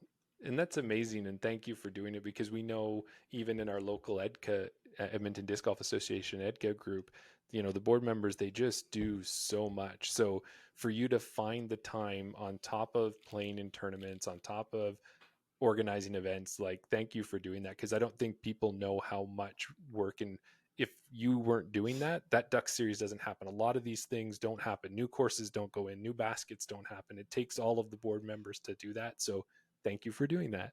Oh, thank you. Definitely team effort from everyone there. Yeah. Well, that's awesome. Now we're getting closer to the end. We've had you for quite a while here. Now, one of the things that tends to happen as you're riding on a ferry back and forth, unfortunately, Daryl, there is a chance that that ferry could end up on a different type of island, I think, and maybe that takes us to where we're going next. You're so slick with the segues, Jeremy. Yes, that Very ferry could smooth. be taking you to not just Victoria Island, but it could be taking you to a desert island. But I hope unfortunately, not. I will tease it right here. Now it's time for Desert Island Discs. Picture this. You've taken a relaxing cruise, however the ship goes down. You manage to swim to an island. Unfortunately for you, there's an 18-hole disc golf course. Which 3 discs are you taking with you on the island? There you go. Desert I Island, this love that. section of the show. So, as it says, you got 3 discs to take with you on this deserted island. Over the time, this desert island has turned into different conditions, different length of courses, different manipulation, different iterations. Some people take 3 drivers. Some people take 4 discs. We're kind of loosey goosey on the rules here. But what 3 discs would you like to take with you? Amazing. Well, thank you for sending this question to me ahead of time because it's one of those ones that I'm like, I don't know. There's so many, but I just kind of went to like, okay, well, like, what am I leaning on, and like, what have I pulled out of my bag very recently? Thankfully, I've found myself on a very wooded course Yeah, as my deserted island it's a course. jungle island. Yeah. Yes, yes. So, ah, and even now I'm like, oh, which disc was I pick? But I'm gonna pick a Crave for sure. Yes. I have one that's like, it's just great for like, it gets surprisingly good distance, but I love it for like hitting gaps. Like if I have to hit a gap, a hyzer gap, turnover, like it's something that it just feels good out of the hand, and it's something I can trust to do that. I bag 2 currently, one flippier, one a little more stable if I want it to fade out at the end, but so that's one for sure. The other one would be a relay, which when I was Oh, looking at my discs, I'm like, oh, they're both 6 speeds Yeah. with a -2 turn, perhaps. But the relay I find just to be like a straight workhorse with not quite as much distance, so I can use it for like upshots. It's very shapeable. It was the disc I leaned on quite a bit at Falcon's Flight, so it'll always Okay. hold a special Yeah. place in my heart. And then a putter, because I find a putter so versatile, not only for putting, but for throwing as well. And the Atom I really like for both putting and throwing as well. Because of the stability that it has, it just Right. has a nice straight flight that I can just, throw it and trust it to kind of hold what I'm going to put it on. So I'm going to say those three, even though Perfect. next week that might change. But for now, we'll pick those ones. Nice. Well, this is the first, Jeremy, because this is the first guest that has picked 3 discs, and I have all 3 of those discs. You Amazing. do. Yeah, I mean, we've got multiple craves, obviously, with being PDGA Yes. members. We've had a few of those. The Gyropalooza boxes, we've had a few in there as well. Yeah. The Relay was one of the first I got in a Gyropalooza box. I believe it was it's black with a white rim. Yes. The R2 Okay. plastic, perhaps? That's R2, yeah. Yep. So an R2 Relay, and then I have a Lab Second Atom that I bought as well. So I got all 3 of those, Jeremy. Fantastic. Perfect. Well, there you go. When we do our own Desert Island Discs round, Daryl, you can say, I'm choosing Gabby's and I'm going to go throw those 3. Yeah. Amazing. We should do a Desert Island round. If we Yes. do meet up, Yeah, like let's grab our you 3 know. discs and let's play around somewhere. But between me, you, and Jeremy, Gabby, we have talked about such a thing. Yes. Maybe with past guests. That's all I'm saying. I'm not saying That's all anything, he's throwing anything out more there. than that. Keep me in the loop. I'm It's very in the works. interested. Absolutely. We will. Now, are you okay, Gabby, for a little time just to answer a couple questions before we let you go, just to see if there's any Yes. questions from our listeners? Of course. We have yeah. lots Okay. of we have lots of questions for you, Gabby. Oh my gosh. All right. I'm going to scroll right back to the beginning. Have you got any lined up, Jeremy? Let me take a look here. Okay, well I can ask one. You've got one there. Okay. Well, more of a so the first thing that was posted in the chat from courtesy of Brendan McKinstry. He's from BR Disc Golf in Camrose. Courtesy of Statmando. You have 13 wins for 31%, 31 podiums, top 10 finishes. You've had 40. You've cashed 20 times, and you've been in a total of 42 events. Okay. Yeah, just some interesting stats there for you. Wow. Yeah. Huh, So that's I didn't know. something there. Another thing that we have here is one of our listeners was asking, is there ever a big MVP get together, maybe at the end of the year or something, where all the sponsored players come together and either play a fun event or do you meet at a tournament? Is that something that is part of being on the team? Oh, I'm not sure yet. Since it's my first year, I'm not privy, or not that I'm not privy, but if there is something happening at the end of the year, it hasn't been planned yet, Right. and I don't know about it yet.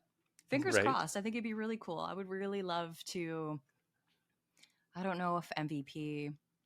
I don't know if Maple Hill's going to happen this year, but obviously I would love to Yeah. get down there, because I think that's just, that would be like a very cool moment as an MVP player to be there and be a part of that Absolutely. event. So we'll see. Maybe that's it. Maybe I'll be flown down there. It'd be very cool, but I don't know. I'd rather take the van. Yeah. There you go. And that would be quite the drive if you took the van from Victoria all the way over to the other coast. It'd be big road You'd trip. have to stop on the way and play a few courses on the way. Make a real good big Yes. trip of it. Yeah, That's the best part of it. exactly. We have a few listeners in the chat, Mike and Elizabeth. Everyone or people want to know the discs that you sent away to get stamped.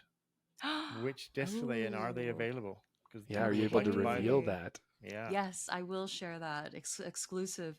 Oh. No, but I have Eclipse Craves. I have lots Oh, of yes. detours. I got both like lighter weight detours and like the regular 170 plus weight detours, because I think I wanted something that everyone could throw, and I feel like a mid range, especially one that's not quite as stable as a Hex, not quite as flippy as the Uplink, would be like a great fit for everyone. And also pyros, because who doesn't Okay, love a yeah. beefy approach disc? So yeah, have a so pyro that's in what I my have bag. for now. Yeah. So with that too, Gabby, then, and we'll shout that out right now, is if people want to follow you on Instagram and all that social media we were talking about earlier, it's Gabby G Lee, but Gabby Glee, if you want to remember it easier that way. Yeah. Is that how you would suggest people to reach out if they want to get their discs, is to reach out to you directly, or what way would it be if they're interested in it? Yeah, do that for now. I've yet to like have a date while they'll arrive, but Yeah. you know, six to 8 weeks production, I think is what they tell me. So next few months, before the end of the season for sure. But I will be sharing on there when they're available and how to get them when the time comes.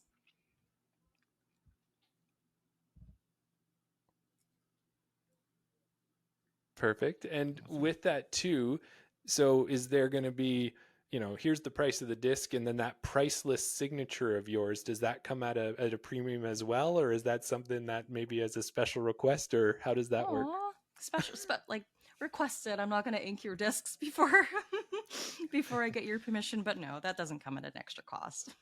Oh, that's awesome. All right. Yeah. Well, Daryl, I think I've got another crave coming my way, Yeah, is what I think you feel do. like right Yeah. now. Sweet. You do love a crave. Yeah. Who doesn't? And we do have a couple more. So another Mhm. question. What do we got there, Daryl? I just noticed in the chat here, Sam prefers Streamline. Do you bag any Streamline? I don't bag No. any Streamline at the moment. Okay, No. And that's interesting. just haven't had the opportunity to try much of it. I hear good things about the Ascend. Yeah. Actually I do have a few pilot putters that I Yeah. want to try out for throwing, but Oh. just a matter of getting my hands on some to try some. I don't have anything against it. Just haven't tried any of them yet. Yeah. Well, with so Sam many prefers Sorry, Sam. ions. yeah. Oh, ions, yeah. Yeah. And with so many different discs in the lineup between the three different brands, how can you try them all? Like, it would take a long time to get through them for sure. Oh, But definitely. but Yeah. hopefully you're with the team for so long that you'll get to try them all, and eventually it'll be you've got the Simon line and then you've got the Gabby line at some point, right? That would be great. Oh my gosh. One step at a time, but yes, let's All let's try right. all of them first. Yeah. Sounds good. Here's an interesting question from Brendan again. I Mm. forget exactly who we brought this up with in a past episode, but we were talking about FPO specific layouts and Mm. how they can be adapted for FPOs. And one of the downsides was um, what we were talking about before is if you can imagine a dog leg left, 200 feet to the corner, but then another 300 to the baskets. Moving the FPO tee pad forward 100 feet doesn't really benefit the FPOs because they're throwing 100 to the corner, but then they still have 300 down the second part of the fairway. So is there anything, the actual question was, what do you like to see in an FPO specific layout? Mm. Woods, obviously, but I mean, not you specifically. Lots of Woods. trees. Yeah. Woods, yes, lots of trees, gaps to hit. That's a really good question. I haven't thought about it too much, and I don't know if I've had the opportunity to play courses that have just been, you know, adapted to FPO haphazardly. I feel like the courses I've played, they've been very intentional about the layouts, but I think as much as possible, if there's a specific landing zone that's very clear that you can get to the next shot, I think having OB, like if you're going to put OB on a course, making it so that it doesn't disadvantage those who can't throw as far. So like, if the Right. basket's up here, I kind of prefer this type of OB as opposed to this OB, or Right. um yeah, it's a good question. I haven't really thought about it that much, but I do enjoy a course that has multiple options, good landing zones. Um, I like what the Pro Tour does with, instead of like making it shorter, like making it longer even. So if it's a Right. par 3 that's too long for FPO, make it a longer par 4. Right. So I don't mind that as well. But obviously hard to do with any course just around anywhere. But for the most part, I'm really just happy to be on the course, and all players are playing the same course. So Yeah. Yes. I'm not too fussed by it. So if it doesn't, if the par 3 doesn't line up as it should for like an FPO par 3, it's the same for everyone. So I just approach it in the way that suits my game. And if it means a couple layups and going for a bogey or playing for par or running the birdie, like I don't know. I just take what's in front of me, and Yeah. play it in the way that I know I can. Good. I have a question because we brought this up with Martin Hendel.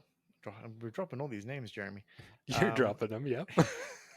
We were talking about forced OB, and we wanted to know what your opinion of forced OB on specifically like on a golf course where there's white flags marking OB, and we understand that there has to be some separation when there's no trees, but when the OB is there just to make the course harder, what are your thoughts on having it in that regard? I feel like I'm like 50-50. They did it at Cascade Challenge. Like a few of the open holes, they did put some OB on the open holes so that you had, you couldn't just throw left and right.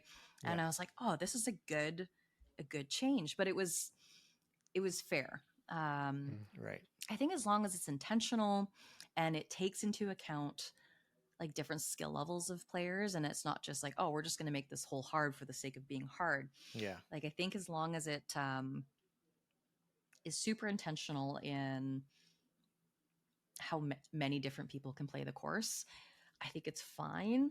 I don't love it as much. Like I said, I do prefer like a woods course where it's like more of a natural OB. Yeah. So if there's like a ton of forced OB just for the sake of making it harder, maybe not a huge fan of it. Right. But I think where, it helps delineate some of the fairways or makes a par 3 a bit harder. I don't know. I'm 50-50. Yeah. No, Martin didn't answer it the way that we thought, or the way that I thought he was going to answer it, because my opinion of forced OB, and obviously we're just speaking from an amateur point of view, but when it's forced and when it's made, just like you said, made to make the hole harder, then it's like, why even put it on a course anyway? We could just be playing this in a football stadium. But when there's a reason for having it, like you said, to delineate from different fairways or for safety and things like that, then I'm all for it. But Martin's answer was that he loved it, so he totally okay. Yeah, he didn't answer it the way I thought he was going to answer it. I thought he'd be dead against it, but I guess it plays to your skill level, like maybe I guess. What I don't like is like an additional punishment for being in a place that's already not great. Like at Cascade, there was hazard in the trees. And I was like, I'm already in the trees. Why do I get an extra stroke? But it's like everyone plays the same course, like I said. So it's just like an extra layer of thought and intention that you have to put in your shots. But in general, just give me some trees and I'm happy. Yeah. Well, I think you've given Brendan a lot of good information because he also designs courses. So I'm sure he's been scribbling down all of these comments to make sure he adds them into his designs. So that's great. I think that's the reason why he's asking these questions. He's doing field research. Yeah, for when he comes out to Victoria to put the next course in, I think, or something like that, right? There we go. Yeah. Or Beaumont. Or Beaumont. That could be one. That's where Daryl is. We're still waiting for a course there. But Gabby, the last one here that I saw was that I think we can answer this one as a probably resounding yes, that as long as you have the discs in your hand, you'll be bringing them to Falcon's Flight to sell there as well. Yes, definitely. Yes. Yeah. If I have them, I'll bring them. I'll be bringing them, thrown in the van, and I'll bring them wherever I can. Great. Fingers crossed I get them soon. Perfect. Nice. So we just want to give you one last moment here. Is there anything we didn't cover that you wanted to shout out, or anything you wanted to say before we get ready to let you go here? Thank you for having me on.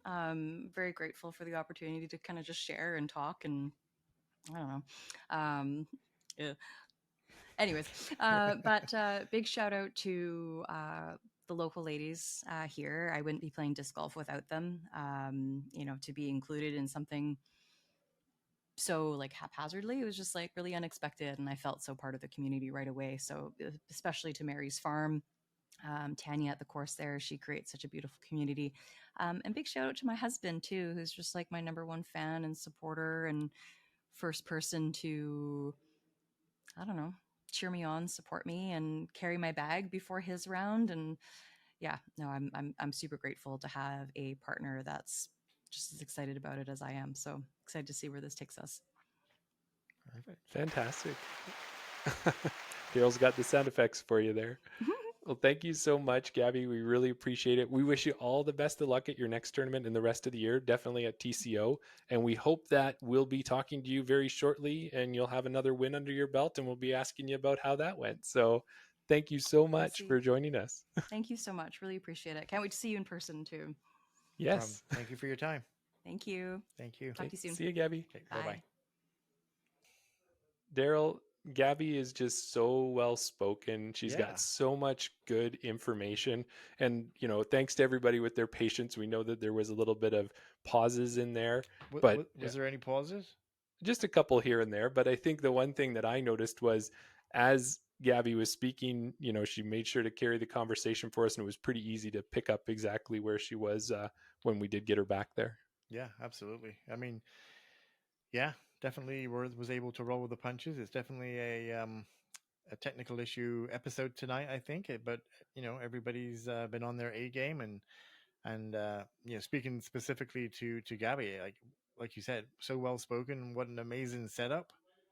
The audio was perfect, and the interview was perfect, and content was perfect. Everything was a great episode.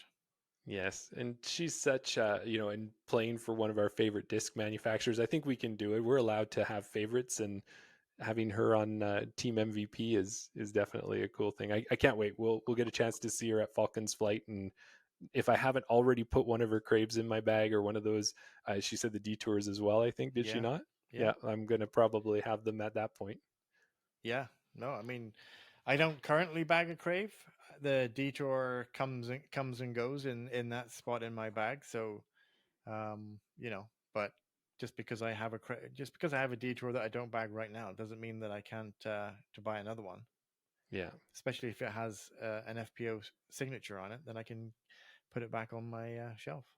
there you go. Yeah. Well, and you know what? I'm looking at the comments here, and everybody else is agreeing as well as how wonderful of a guest Gabby was. Yeah. And it's probably that right time that we should say we know probably almost everybody listening right now is already subscribed to the channel, but definitely subscribe, tell your friends, and let's just keep getting more of these great guests on the show for you. Yeah, absolutely. If you subscribe, you will keep. What am I trying to say, Jeremy? Keep the good times rolling. Keep the good times rolling. There you go. You'll Well, get to one of see if you subscribe, then you'll get to see more guests like that. Yes, definitely. Yes. Now, what we did say is we were giving the guests, the chain gang there, some hard times earlier there about not putting comments, but I know that Mike definitely put a comment after I said put one in and we'd start revealing what our next subscriber giveaway is going to look like. So I've got a couple of the items that we're going to give away. So I just want to show those really quickly. Are you ready for that? This is for a giveaway in the future. In the future. It's going to be determined, but we want to show everybody what we're giving away before we reveal how it's going to be given away. Sounds good. So one of the things that we have is Kevin Topping from Redhead Woodworking had given us another wooden disc mini. So we have one that is a Edmonton specific where it's got YEG, our nice little airport code on there with the disc golf basket on it. So we're going to be giving away that wooden mini. Yeah. I went out, you have something on your side, don't you? I was just seeing as we're talking about minis, I have a very stylish. If wood is not your flavor, if you prefer a plastic mini, then I have a lovely BR foil stamped mini to give away as well. Awesome. So that'll be fantastic. One for the rain and one for the dry. Yeah. And then another thing that we have is I had went out and decided, we've got our... Jeremy. Yeah? The stream ended. Well, you know what you and I can do is we can continue the episode and then finish the record. We'll put it out later. So then what we've got is we have a chain out hat. Oh my to go goodness, along Jeremy. We have merch. The gifts. We do. It's kind of like our stickers, Daryl. It's our first version of the hats. So you'll get a one of a kind original version. It's almost like I've seen that hat somewhere before. I think I'm wearing one of them on my head right now. You have been wearing it the whole episode, and I bet nobody realized. It is a little bit smaller, but we'll go from there. Now, the other thing we've had is that we had our first run of stickers, and we had the bluish/purplish stickers. I remember the blurple stickers, yeah. The blurple stickers. Well, now we've got some White stickers. Awesome. So these white stickers are definitely going to be going into the prize giveaway as well. And there's a lot more to come, but that's all we're going to reveal for now. Yeah. It's going to be a subscriber based one, just like last time. And Yeah. as we get closer, we'll let you know what that number is going to be. It's going to be a big one. It is. And at this point here, anybody who's watching it post produced or after we've recorded it live, we actually lost our chat. So another technical glitch in this wonderful world of trying to do a live episode. It actually is a challenge, but we like to roll with it. We know that if Brody and Yuli on Tour Life can get through it, of course Daryl and Jeremy at Chano can as well. Exactly. Yeah, we can. We've got me to put something together after the fact. So just because you're not listening to this part live, you'll be listening to it if you watch back the recording, or if you're listening on Spotify or Apple. If you don't follow us on Apple or Spotify, then definitely. Do you subscribe on Apple and Spotify? Yeah, you can. You can actually sign up and subscribe, and then what'll happen is every Wednesday, Thursday, you'll get a new episode in there. If you've subscribed, it'll pop up for you to listen to. Yeah, there you go. So that's something that we've got going on. So the other thing I wanted to mention too, Daryl, was recently there was a post on Facebook, and I know I usually do the Facebook, you take care of the Instagram, but it was on Canadian Disc Golf Hub, which is a cross Canada group that only people can join. Groups can't join. So Chainot's not joined. Jeremy Power is joined. So we're on there, and somebody put out a question saying, I'm a podcast person. What are some Canadian disc golf ones I should listen to? That was like, it was the perfect question. And all of a sudden, comment after comment after comment came in, and a lot of our listeners and a lot of our supporters shouted us out, said how much, like, I was blushing with all the kind comments they were giving to us about our show. Yeah. And I just wanted to say thank you to them, and thank you to all our listeners, because they're amazing to do that for us and to help grow the channel. And we appreciate it.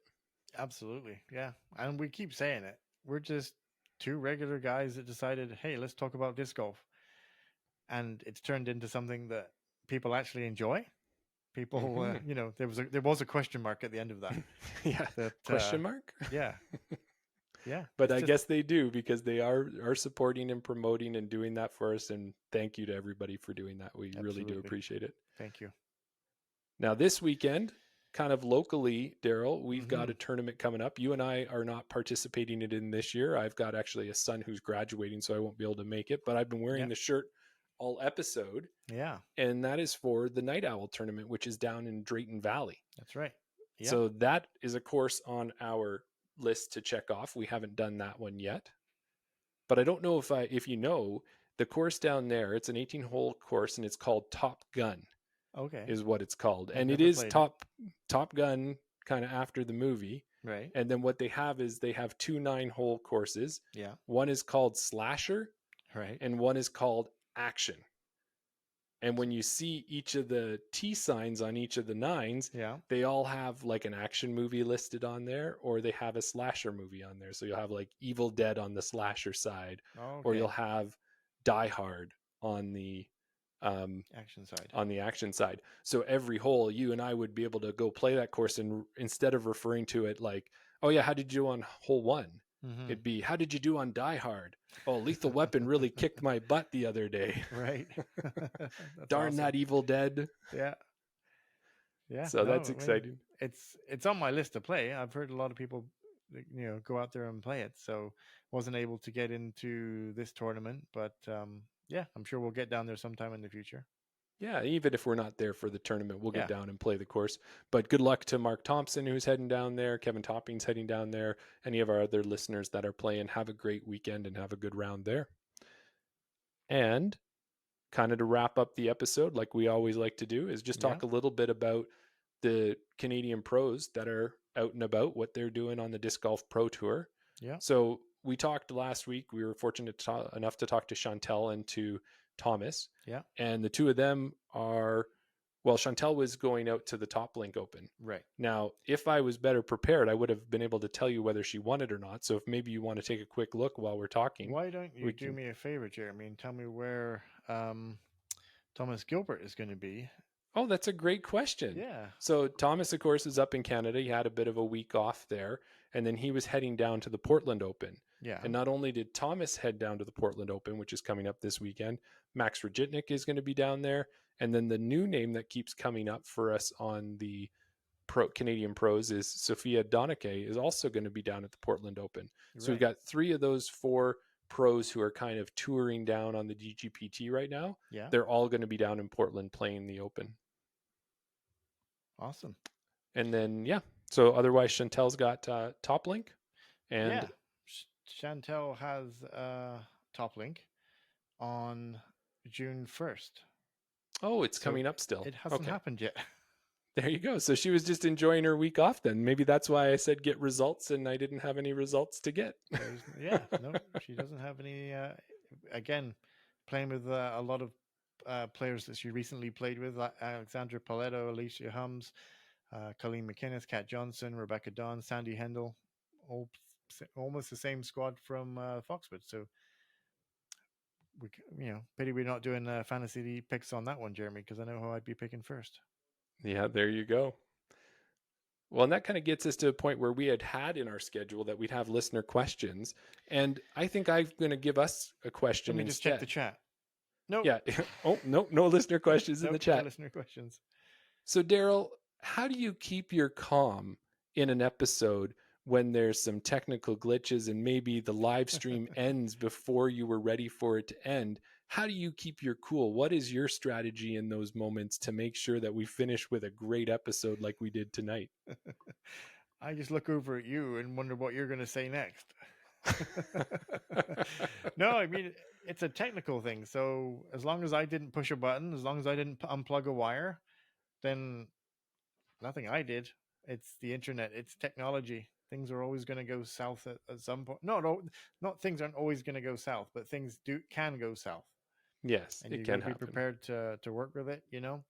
It's right at the end of the episode. I'm so thankful that it didn't happen 10 minutes earlier. Yeah. So yeah, we got to get through the part with Gabby, and that was amazing. So, and also too is that we have that ability, which is nice, that we work with the dual programs. So in a case like this, we should hopefully have a backup video that we can repost, so anybody watching it after the live gets the whole episode as opposed to just getting the interview. But they got the best part of any of our episodes, that's for sure. Exactly. Is all these wonderful guests we have. Yeah. So we need to have a secret word. And the one nice thing is that we still had people in the comments that were able to, although they couldn't watch the episode, they were still in the chat and they were putting in some ideas. And I think they've got some really good ones in there. Do you have one that you want to pick out this week? Well, we say I think I only see one person putting in some comments, some secret words. There's two that I like. Which are those two? Well, it would be BC Ferries. Oh, yeah. Which is a good throwback to the amount of times that Gabby had to make those trips from the island. And then an MVP related glitch, because we've had so many technical glitches tonight. I think that has a double meaning. So, I mean, I'm fine with the word glitch. Yeah, with glitch, what if you thought about, why don't we just try to get BC Ferries and glitch into your comment? Of course, they could go together. They might be separate. You might have a couple sentences in there, but let's go with that. So if you ended up re-listening to this end of the episode, or you listened to the whole episode and got to this point, throw in those 2 words in a comment for us. We'll try and come up with something witty and snappy to put back to you. Definitely will love and like your comment. Yeah. But that's the whole point about the secret word, is just to add a little fun at the end of the episode. Yeah. And then to keep that listener engagement, right? If you keep commenting on our videos, that helps us. It's all about algorithms these days. Yeah. So it brings us to the end of the episode, Daryl. Yeah. And I don't even know how to get this one going because I don't know what disc to choose. Well, Jeremy, what disc would you choose? I'm never going to throw it. But if the first time that I ever did throw it, I pulled out my James Conrad Volt. Ooh, baby. That looks really good to throw. Where would you throw it? I would probably take this to Falcon's Flight. I think I would take this to Hall 18. Okay. Triple Mando. Oh, yes, that triple Mando. Right? Just nice finishing hull. you know, you've been beating yourself up, you've been hitting trees, you've been in the fairway, you've had some tricky holes to encounter, some island greens. When you step up to hole 18, you know you're almost at the end of the round. Yes, you are. Yeah, I'd step up there with this vault. I'd pull this out of the bag specifically just for that one hole. That was it. You hadn't pulled it out all weekend. It's the No. last day. It's still in its hole pristine, 18. shiny condition it's in right now. Yes. I would step up there. This is a vault, 8.5 minus 0.52. Right. Throw it on a little bit of anhyzer. Oh yeah, I get that nice get it drifting turn on out it. to the right. Make sure it makes it through that triple mando. Yeah. It'll be gliding all the way down to the basket. It'll be coming in that little 2 fade at the end. It would just be coming straight into the basket. I could watch it. It would be in slow motion almost as it was coming down the fairway, aiming for the basket. You know where it would be going. Yeah, there's only one place where it would go, and there's only one thing that James Conrad disc wouldn't do. It would never. It could never do. It could never. It would never chain out.